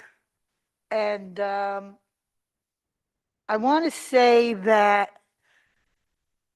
the Common Council has been our hope for the past, I don't know, how long we've been doing this, 2 or 3 years, 4 years that we've been doing this.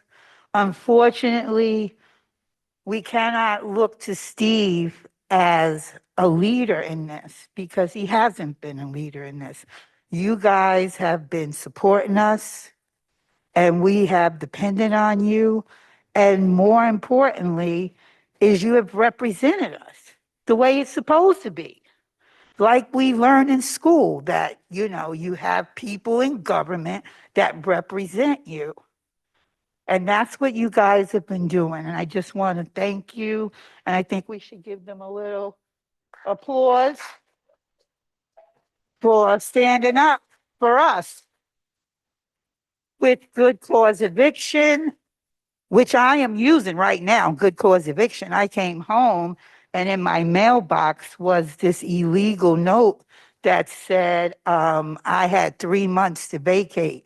No explanation or anything. Unfortunately, this landlord didn't know that I knew about good cause eviction. And I have friends that know about good cause eviction. So I'm still going through it. But this landlord is a bully. They're bullies.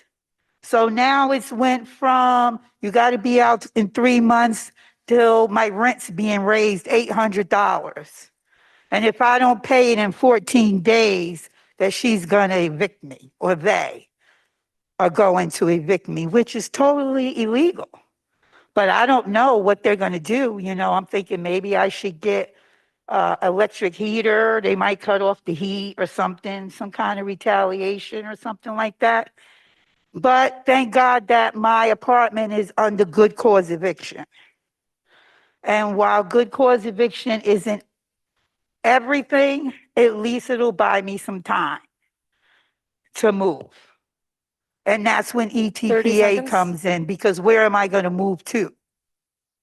You know, I'm a civil servant. I've been working in civil service here and serving my community for over 17 years.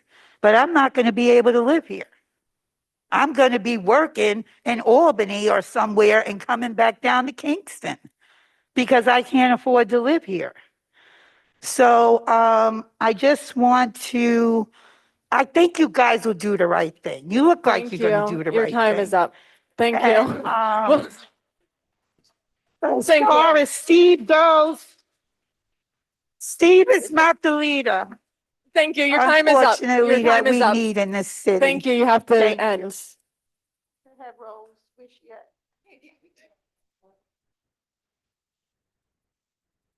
Oh, I Rose first and then the three of y'all. Is that okay? It's okay.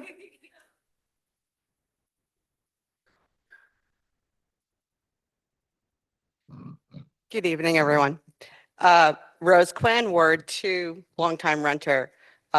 First, heartfelt congratulations to the new and not so new Alder members. Special congratulations to Michelle Hirsch as the new majority leader. This is a time for leaders, and we need you more than ever. I start once again by calling for justice for Gary White. Ironically, I made this the first time when Steve did his State of the City last year. Gary was 77 years old, struck and killed when a 19-year-old daughter of a city employee and former Ulster County legislator plowed into him. And this happened in front of Yasmin Towers, just blocks away from here. At that time, the family came. We demanded that the DA get involved. The reports from KPD directly contradicted what was clearly the case when Gary was killed. So we're calling for that again, and we will not relent on that. I'm also here to speak out for EPTA, of course. As many of you know, because I've been here and spoken many times, I'm a longtime renter, but I grew up in a one-family home in Queens. But like many in my generation, when it came time to build a home for me and my family, there was no affordable place in Queens for me. So I found myself here. Now a little bit of my history in numbers, which is kind of weird, but I was thinking about this. In 2000, roughly, when I arrived, I got an apartment in New Paltz for me and my daughter for $625. I moved to Kingston in 2014 and found an $1,100 full house, off-street parking, 3 bedrooms, office, basement. Okay, 1,100. I had to leave there for a little while, found a place in 2017 in Warsing, 1 bedroom, $780. Moved back to Kingston, 2018. Probably the luckiest person in Kingston, by the way. Found an apartment, $1,400. That's the apartment I'm still in, thank God. 30 seconds. My disabled sister needed a place in Kingston to be close to her family. We considered ourselves very lucky to find her a 1-bedroom for $2,000 last week. That is the story of the working people in Kingston. And we need you to protect us. We need you. So thank you for your leadership. Please override this veto. Thank you.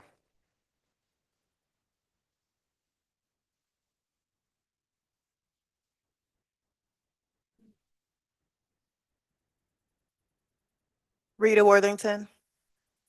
Drew, I'm sorry, Ward 4. Drew Andrews, Ward 7. Barbara Hill, Ward 1. And we're not going to repeat what everyone said tonight, but we just wanted to come up and stand in solidarity that we agree that the mayor's veto should be overridden tonight. Also, all 3 of us as former council members, we were all on this council when we opted into ETPA.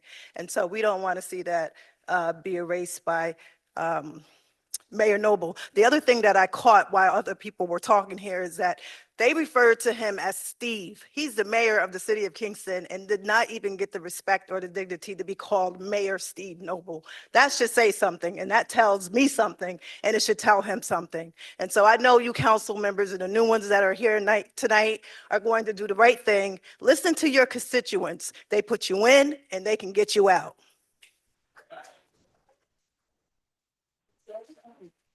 All I have to say, I want to keep this nice and simple. The people have spoken. We love Kingston. We love the people of Kingston. We want to keep our community together in Kingston. They said what they had to say. Now let's do what we have to do. Let's vote in support of the ETPA and keeping our people here in Kingston.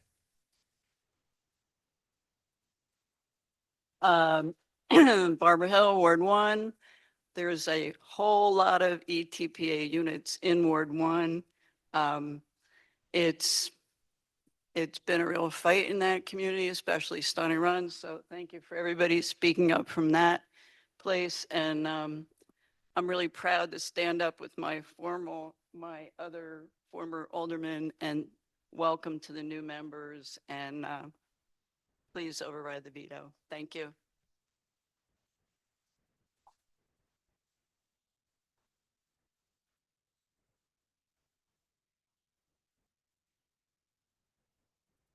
Is there anyone else who has not spoken who would like to?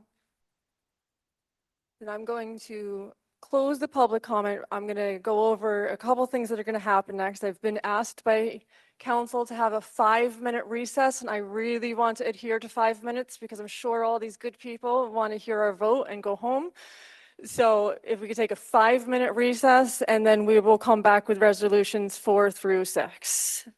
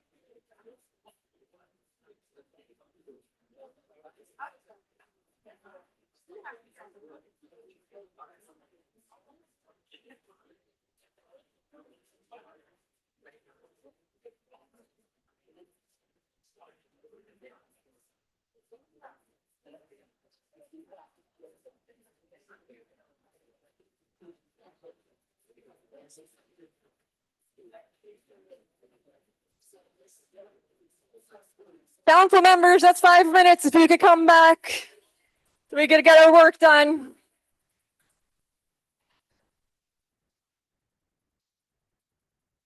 Paging council members.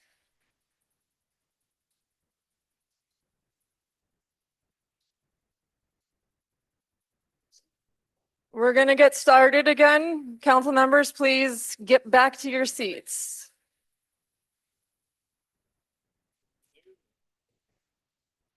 I talked that a lot. Yeah, it's a little, what did that mean, right?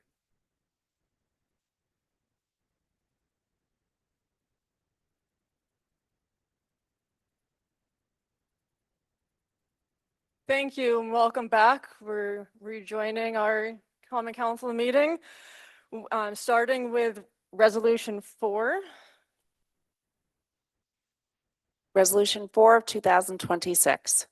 Resolution of the Common Council of the City of Kingston, New York, recommending approval for adopting the investment policy for the City of Kingston for the year 2026. On the question, hearing no discussion, I'll call for the vote. All in favor? Aye. Opposed? Resolution is adopted 9-0. Before we move to the next two, I would just like to explain what these two are. The first one, the next one we're going to do is the actual overriding the veto of Resolution 202 of 2025. And then the following is a memorializing resolution which explains our reasoning behind the objections, the mayor's objection.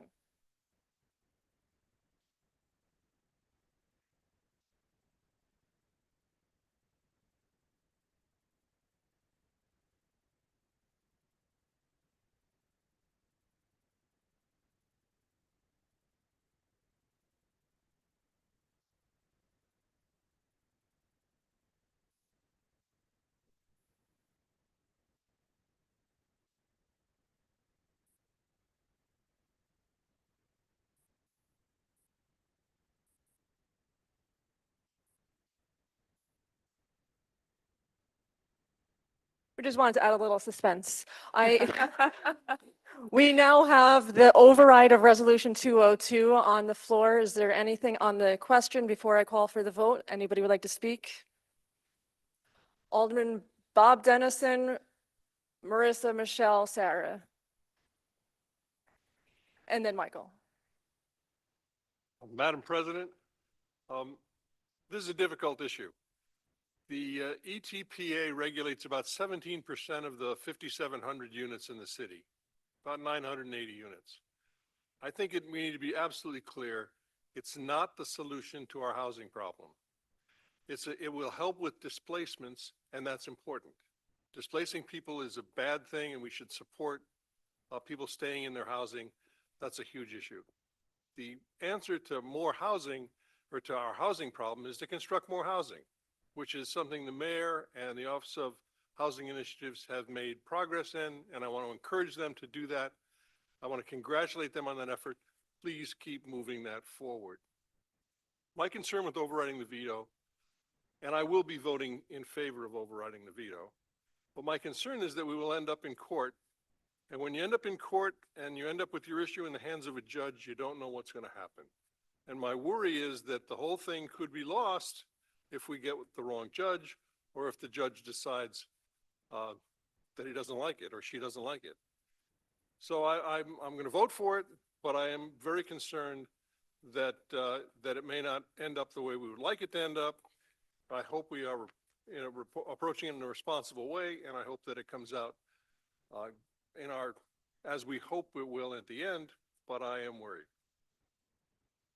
Thank you. Just especially for the new members, make sure that you talk right into the microphone. It has to be pretty close. Alderwoman Marissa Maravelli. Thank you, Madam President. There is no doubt in my mind that the housing emergency persists and that we must override the mayor's veto. I've carefully reviewed the OHI's vacancy report, the survey data, listened to hours of informed testimony from the public, and verified the math for the council's vacancy rate determination and tonight's resolution, or memorializing resolution. I applaud the council's past lawful actions toward keeping tenants in their homes. In an emergency, the first step is always to stop the bleeding. We don't stop the bleeding by conceding premature defeat in court. or backing away from commitments this government has made to the community. I am proud to join a council that refuses to be cowed by threats from exploitative real estate interests. This is a new day. This is a new council. We are here as stewards of the public trust. We have arrived at this moment with the support and diligence of an engaged community. Let's harness that to promote a participatory government in which we work collectively with humility, not arrogance, to address the city's most pressing challenges and improve the lives of its residents. I encourage Mayor Noble to join us at the table. Thank you. Thank you. Alderwoman Michelle Hirsch. If you could save any applause if you want to at the end, but let's just let the council speak. Thank you. Thank you, Madam President. I have frequently shared my experiences as a family peer advocate, supporting families with children facing mental health and developmental challenges in the city. This work greatly influenced my decision to seek office on this council. Thank you, Raquel, Anne, and Madison. I know how hard it is to find time to come out and speak about your experiences, and you shouldn't have to come and beg for your housing. Leading up to 2019, I witnessed many families facing eviction as out-of-town landlords dramatically increased rents. I sat for countless hours with my clients at the Department of Social Services, advocating for emergency shelter placements that would not subject children to long, exhausting bus rides to school. Compared to the challenges that families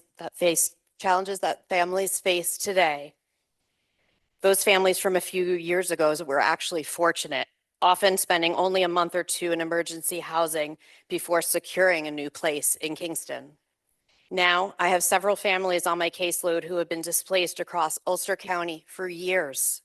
Children are spending excessive time on buses, missing out on the simple joys of shared family meals and a stable environment to complete their homework. The financial burden on taxpayers is significant.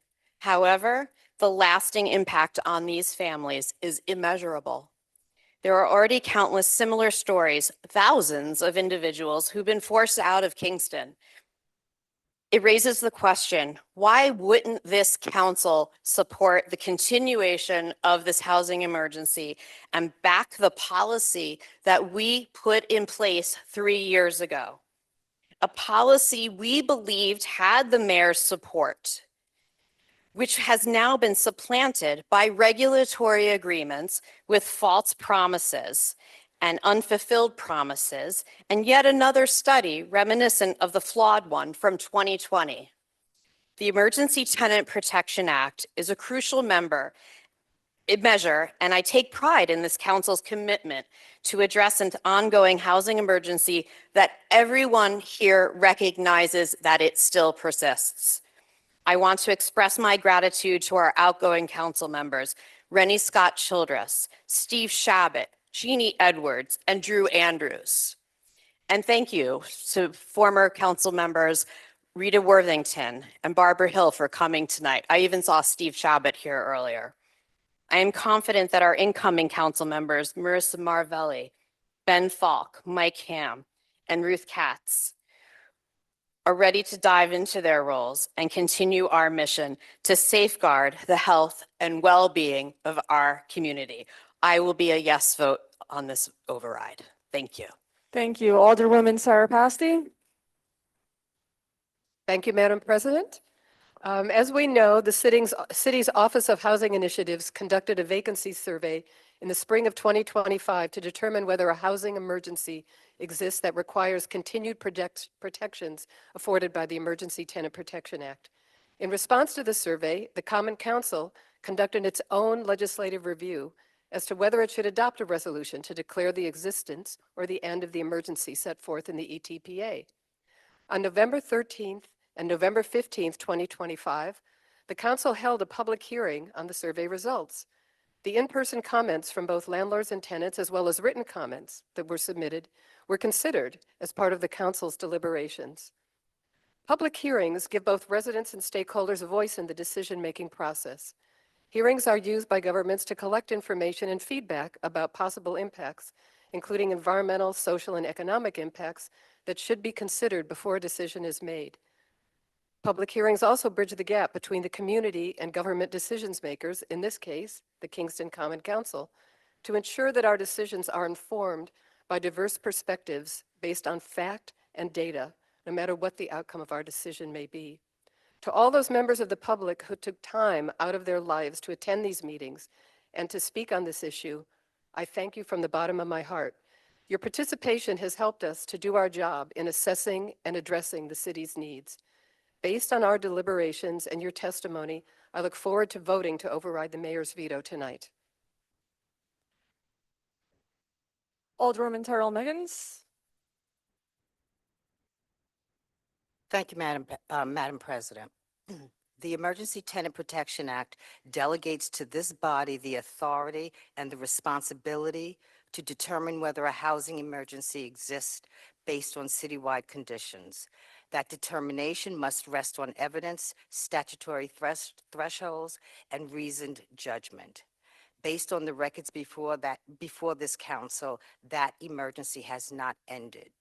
The City of Kingston has repeatedly relied on the existence of a citywide housing emergency in its official actions.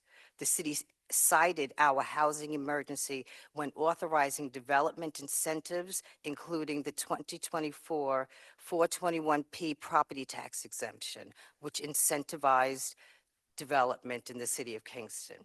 It also cited that same emergency in its application to New York State for pro-housing community certification, which the state granted on February 7th, 2024. There has been no material change in supply since 2022 that would justify a contrary finding today. No substantial volume of new housing has entered the market.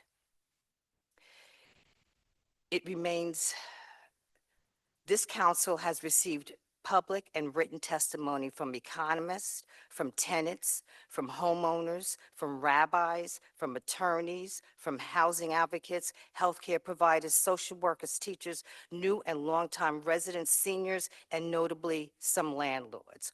All speak in favor of continuation of ETPA. There is a broad and consistent account of housing instability and limited availability.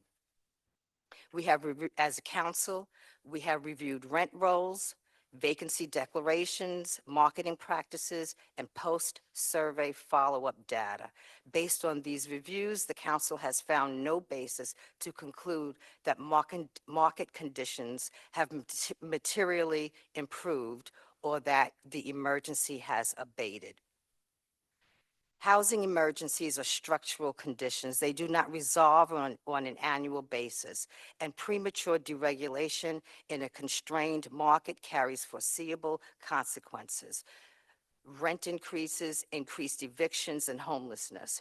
These impacts fall disproportionately on vulnerable populations. The continuation of the emergency tenant protection does not constitute a taking, does not violate due process, and falls squarely within the city's delegated police power. A decision to continue ETPA is therefore legally authorized, factually supported, and consistent with the city's prior findings and actions. Thank you. Gail. Anyone else? Alderman Michael Tierney. Thank you, Madam President. It is not an exaggeration to say I have done more. I'm sorry, can you? I'm sorry. Just so everybody could hear. Thank you, Madam President. It is not an exaggeration to say I have done more for housing than anyone in this area. This was not a deranged tweet by Donald Trump, but a statement but a statement by Mayor Noble in a bizarre attempt to create distance between himself and his own shameful veto of rent stabilization 3 days before Christmas, leaving tenants in our city in the lurch right before the holidays and disregarding the years of work that our state senators, assembly members, county executives, legislators, us on the council, the unnamed public employees who perform our labor, and the thousands of members of the public who have accomplished and continue to fight to address the housing emergency in our community.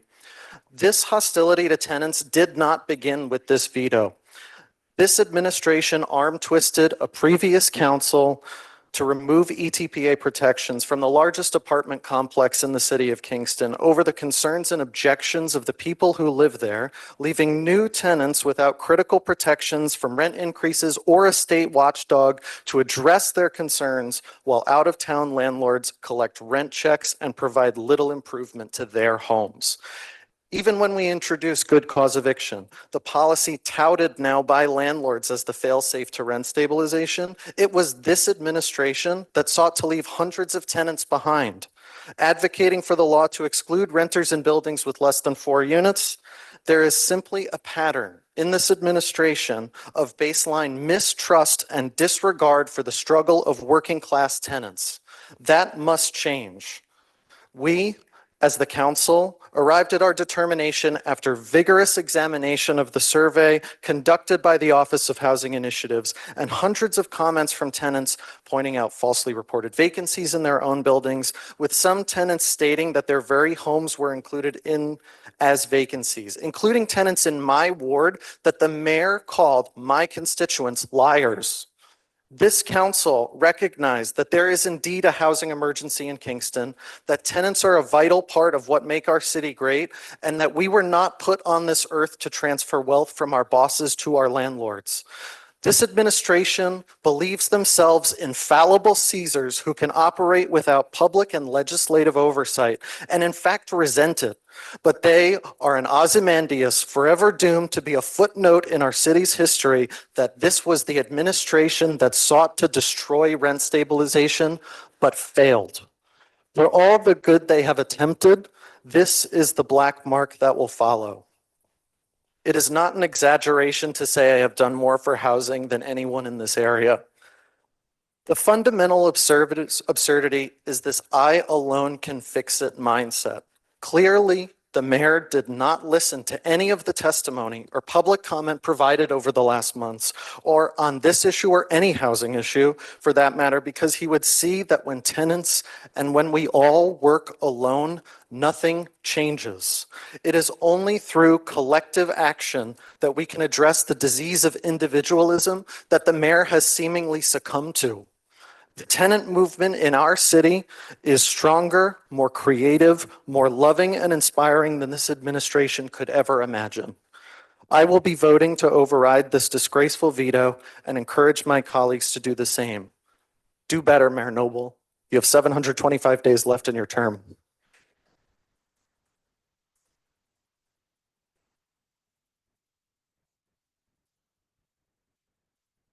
Anyone else before I call for the vote? Then I call for the vote to override the mayor's veto of resolution 202 of 2025. All in favor? Aye. Aye. Anyone opposed? The mayor's veto is overridden, 9-0.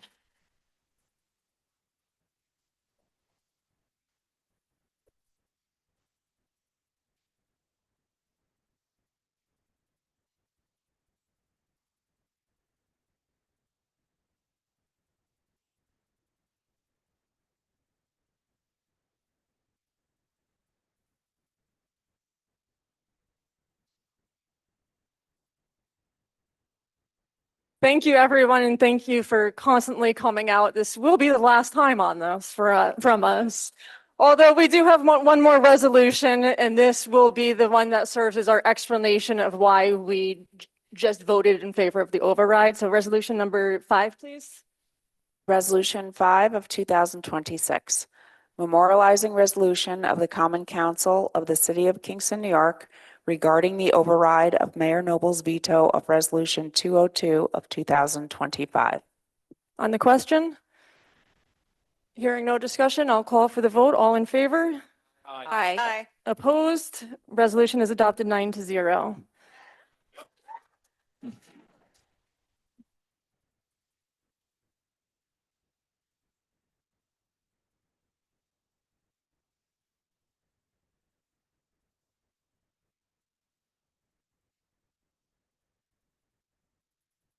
I'm going to take a couple minutes. If people want to leave, you're more than welcome to. The next 3 things that we're going to do will be to welcome the mayor to give his State of the City address. If you do not want to stick around, you do not need to, but you're also more than welcome to stay.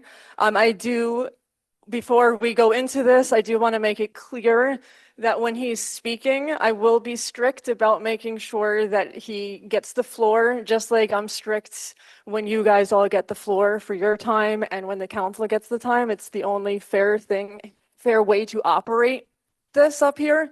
So I know there's a lot of passion in the room, and I know that pretty much everybody here is unhappy with the mayor, but when he's speaking, it does need to be, he does get the floor. So if you can't handle that, you may want to consider stepping out, but you are, again, more than welcome to stay, but I will be sticking to our rules of decorum for Mayor Noble.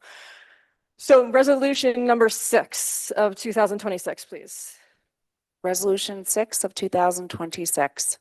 Resolution of the Common Council of the City of Kingston, New York, recommending approval for receiving the mayor's message. On the question? Hearing no discussion, I'll call for the vote. All in favor? Aye. Opposed? Resolution is adopted 9-0. At this moment, if anybody would like to leave, now's the time, because I'm going to ask Alderwoman Michelle Hirsch to go down and ask Mayor Noble to come on up.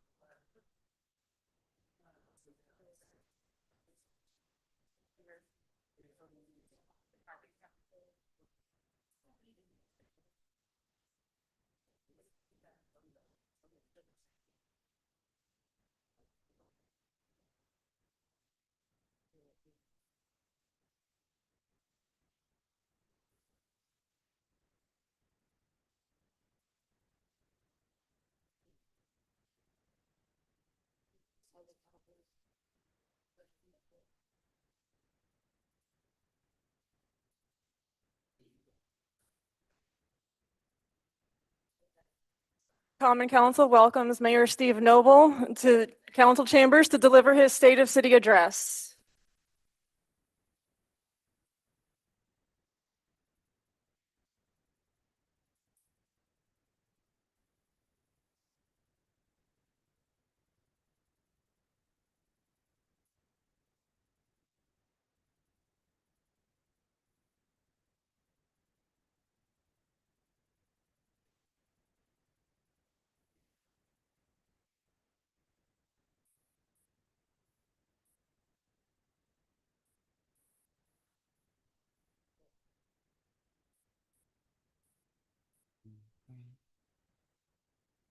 All right. Well, good evening, everyone. Thank you all so much. On behalf of my administration, I just want to say congratulations and thanks to all of you that are interested in serving our community. Hold on. Can you get them to stop, please? Thank you.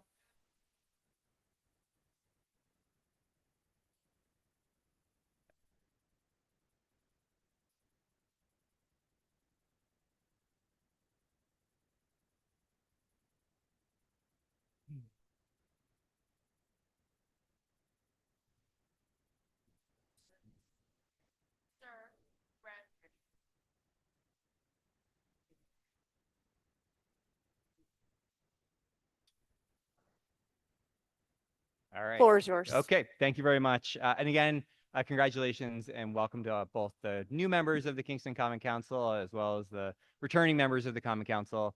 I came here tonight to be able to speak about our accomplishments that my staff and all of our city's employees have made this year.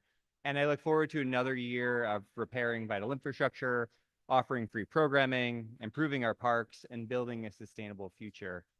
And for the first time, we were able to figure out how to position me so that my backs aren't to all of you. So thank you.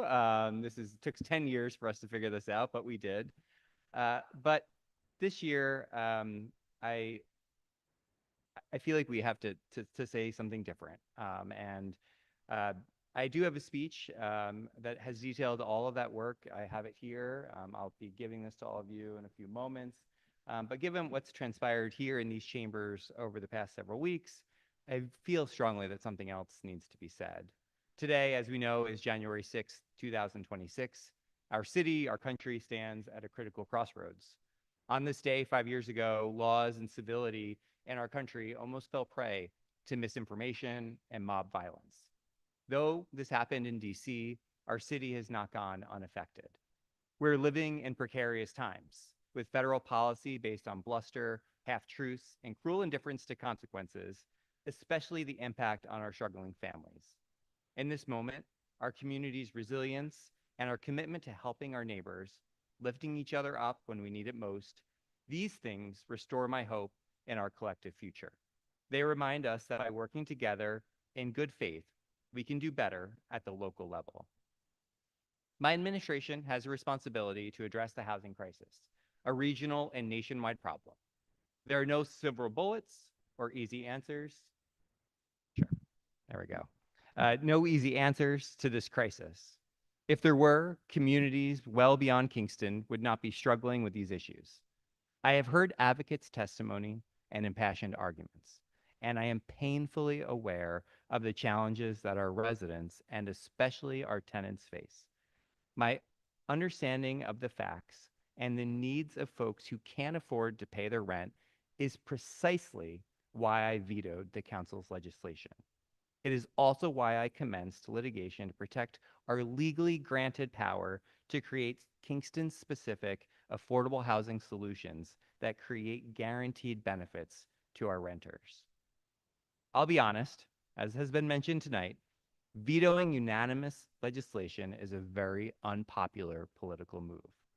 But it is the right thing to do when a resolution is so obviously flawed and could have devastating consequences if left uncorrected. I would not be doing my job as the steward of this community if I let this go. As tempting as it might be to approve legislation in an attempt to appease an angry constituent or to get a complicated matter off your plate, we as public officials have a duty to find durable and sustainable solutions to problems, because this is not a popularity contest. Our choices have real consequences for Kingston's residents and taxpayers. I have been listening to and reading statements made here in this chamber before and after my veto. Not one person can justify overlooking obvious errors in the council's findings or failing to address details that make this legislation vulnerable to litigation we know will come. If we want to keep rent stabilization, and let's be clear, I most certainly do, we have to stick to the facts. The council findings require clear, objective proof to prevail in the highest courts again. To those who are advocating that this legislation should have advanced without error correction, I'm here to tell you the facts just don't support that conclusion.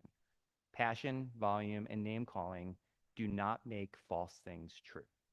Without my veto, the council would not have provided the specificity in tonight's memorializing resolution, which attempts to provide clarity missing from the original legislation. Here's a fact with real evidence.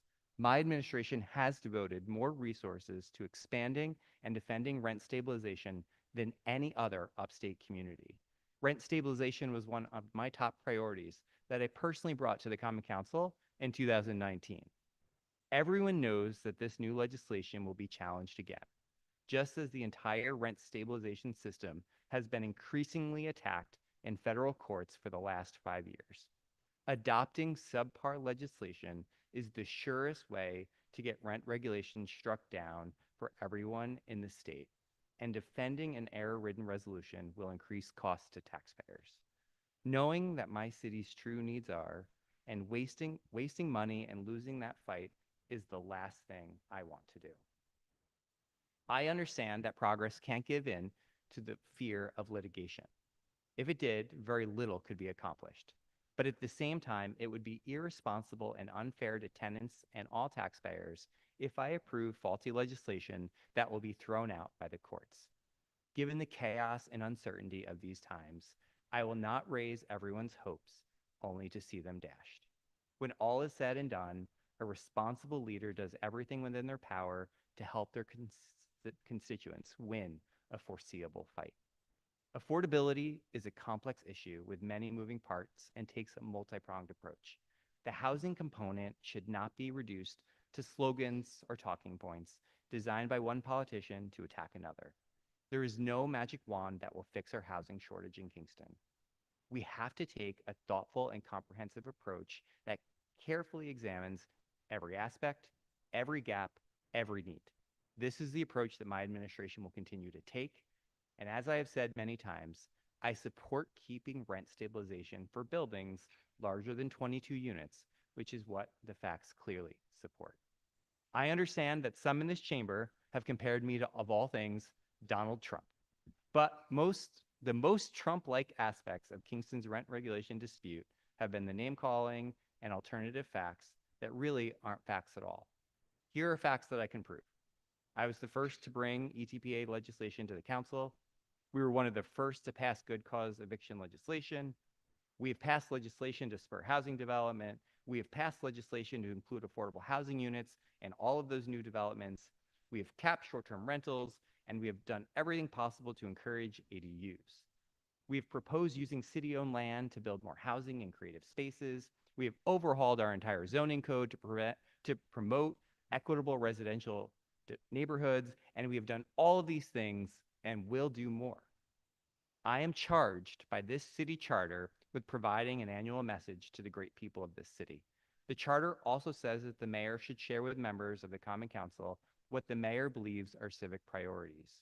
And we have a lot of work to do, and there are practical, meaningful laws that we can work together to put in place.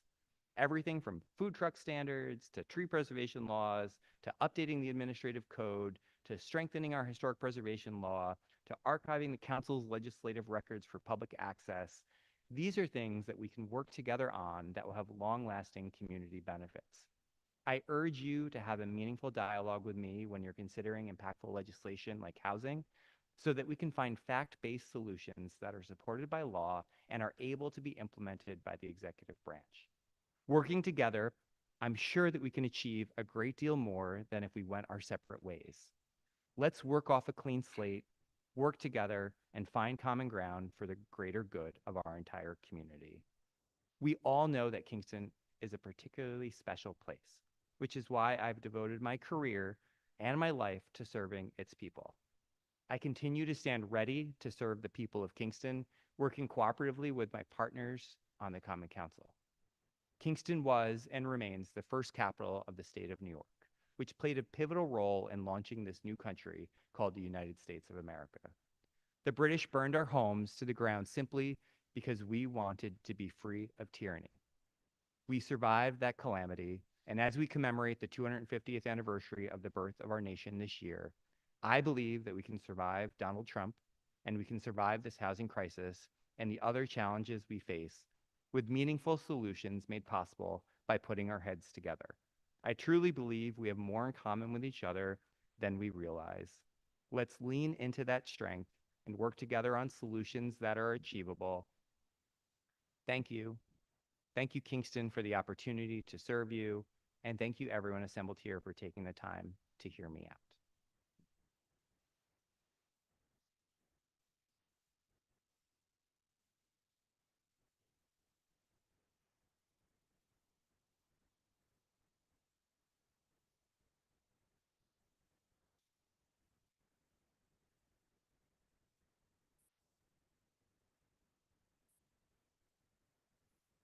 Can I have a motion to dispense with the minutes of the previous meeting and approve same? Motion by Michael Tierney, second by Sarah Pasty. All in favor? Aye. Opposed? Motion is adopted 9-0. Can I have a motion to dispense with the reading of the general bills? Motion by Sarah Pasty, second by Bob Dennison. All in favor? Opposed? Motion is adopted 9-0. Council assignments, I'm going to go over this really quickly. Finance and audit. Alderman Michael Tierney will be serving as chair. On the committee will be Alderwoman Sarah Pasty, Alderman Benjamin Falk, Alderwoman Terrell Mickens, Alderwoman Michelle Hirsch. On laws and rules, Alderwoman Michelle Hirsch is the chair. In the committee will be Alderwoman Marissa Marvelli, Alderwoman Terrell Mickens, Alderman Bob Dennison, Alderwoman Ruth Katz. Community development will be led by Alderwoman Sarah Pasty. On the committee will be Community Development and Housing, Alderman Michael Tierney, Alderman Mike Ham, Alderwoman Ruth Katz, Alderwoman Michelle Hirsch. On Public Safety and General Government, Bob Dennison will be back to chair. On the committee will be Alderwoman Sarah Pasty, Alderwoman Marissa Marvelli, Alderman Benjamin Falk, Alderman Mike Ham. In terms of liaison roles, Alderwoman Sarah Pasty will serve on Kingston Local Development Corporation Board, Arts Commission, and Recreation Commission. Alderman Michael Tierney will serve on Climate Smart Commission, Kingston Uptown Business Association, and Alderwoman Marissa Marvelli will serve on Historic Landmark Preservation Committee and the Tree Commission. Alderman Benjamin Falk will be on the Midtown Business Alliance and Police Commission and Conservation Advisory Commission. Alderwoman Terrell Mickens will serve as liaison for Kingston Library, Kingston City Land Bank. Alderman Bob Dennison will serve on Complete Streets and Public Works. Alderman Mike Ham will be liaison for Fire Commission, Zoning Board of Appeals. Alderwoman Ruth Katz will serve as liaison for Planning Board, the Kingston Housing Authority, and the Rondout Business Association. Alderwoman Michelle Hirsch will serve as liaison for the Water Board and Live Well. I will serve as liaison for the Ethics Board, the Veterans Organization, and the Zoning Work Group. We're now entering into claims and communications. Hearing no discussion, they will be on file in the clerk's office. Oh, I had to send that back. I realized that we do have to do the second reading so that we could do what we planned. So can we do the second reading of local law 2, please? Local Law 1 of 2026 of the Common Council of the City of Kingston, New York, amending Section 1 through 3 and Section 1 through 9 of the Code of the City of Kingston. Alderwoman Michelle Hirsch. Thank you, Madam President. I would like to make a motion to send Local Law 1 of 2026 back to committee. There's a motion. Is there a second? Second by Michael Tierney. Anyone on the discussion? Then I call for the vote to send this back to committee. All in favor? Aye. Opposed? Local Law 1, I misspoke, is sent back to committee. Before we conclude, a new part of our meetings is going to be a message from the president. Although primarily this will be designed for the benefit of the public, I would like to use this time to again welcome the 4 incoming members of the Common Council. I won't sugarcoat how hard this role is. It's time consuming, it's frustrating, and very often thankless. Although tonight kind of counters that. But never lose the fact that you are making a difference in others' lives. Sometimes it is small, like helping a constituent get a new trash tote, and sometimes it is consequential, like protecting tenants' rights. But it is always meaningful and important. So my 2 cents to you, take it or leave it. Lean on your colleagues because you have the best, and be thoughtful in all you do. And welcome to the team and to all the Common Council. You are anything but subpar and sloppy. Can I have a motion to adjourn? Motion by Michael Tierney, second by Michelle Hirsch. All in favor? Aye. Opposed? We hereby stand adjourned until the next regularly scheduled meeting on February 3rd, 2026 at 7:30 p.m. Thank you all very much.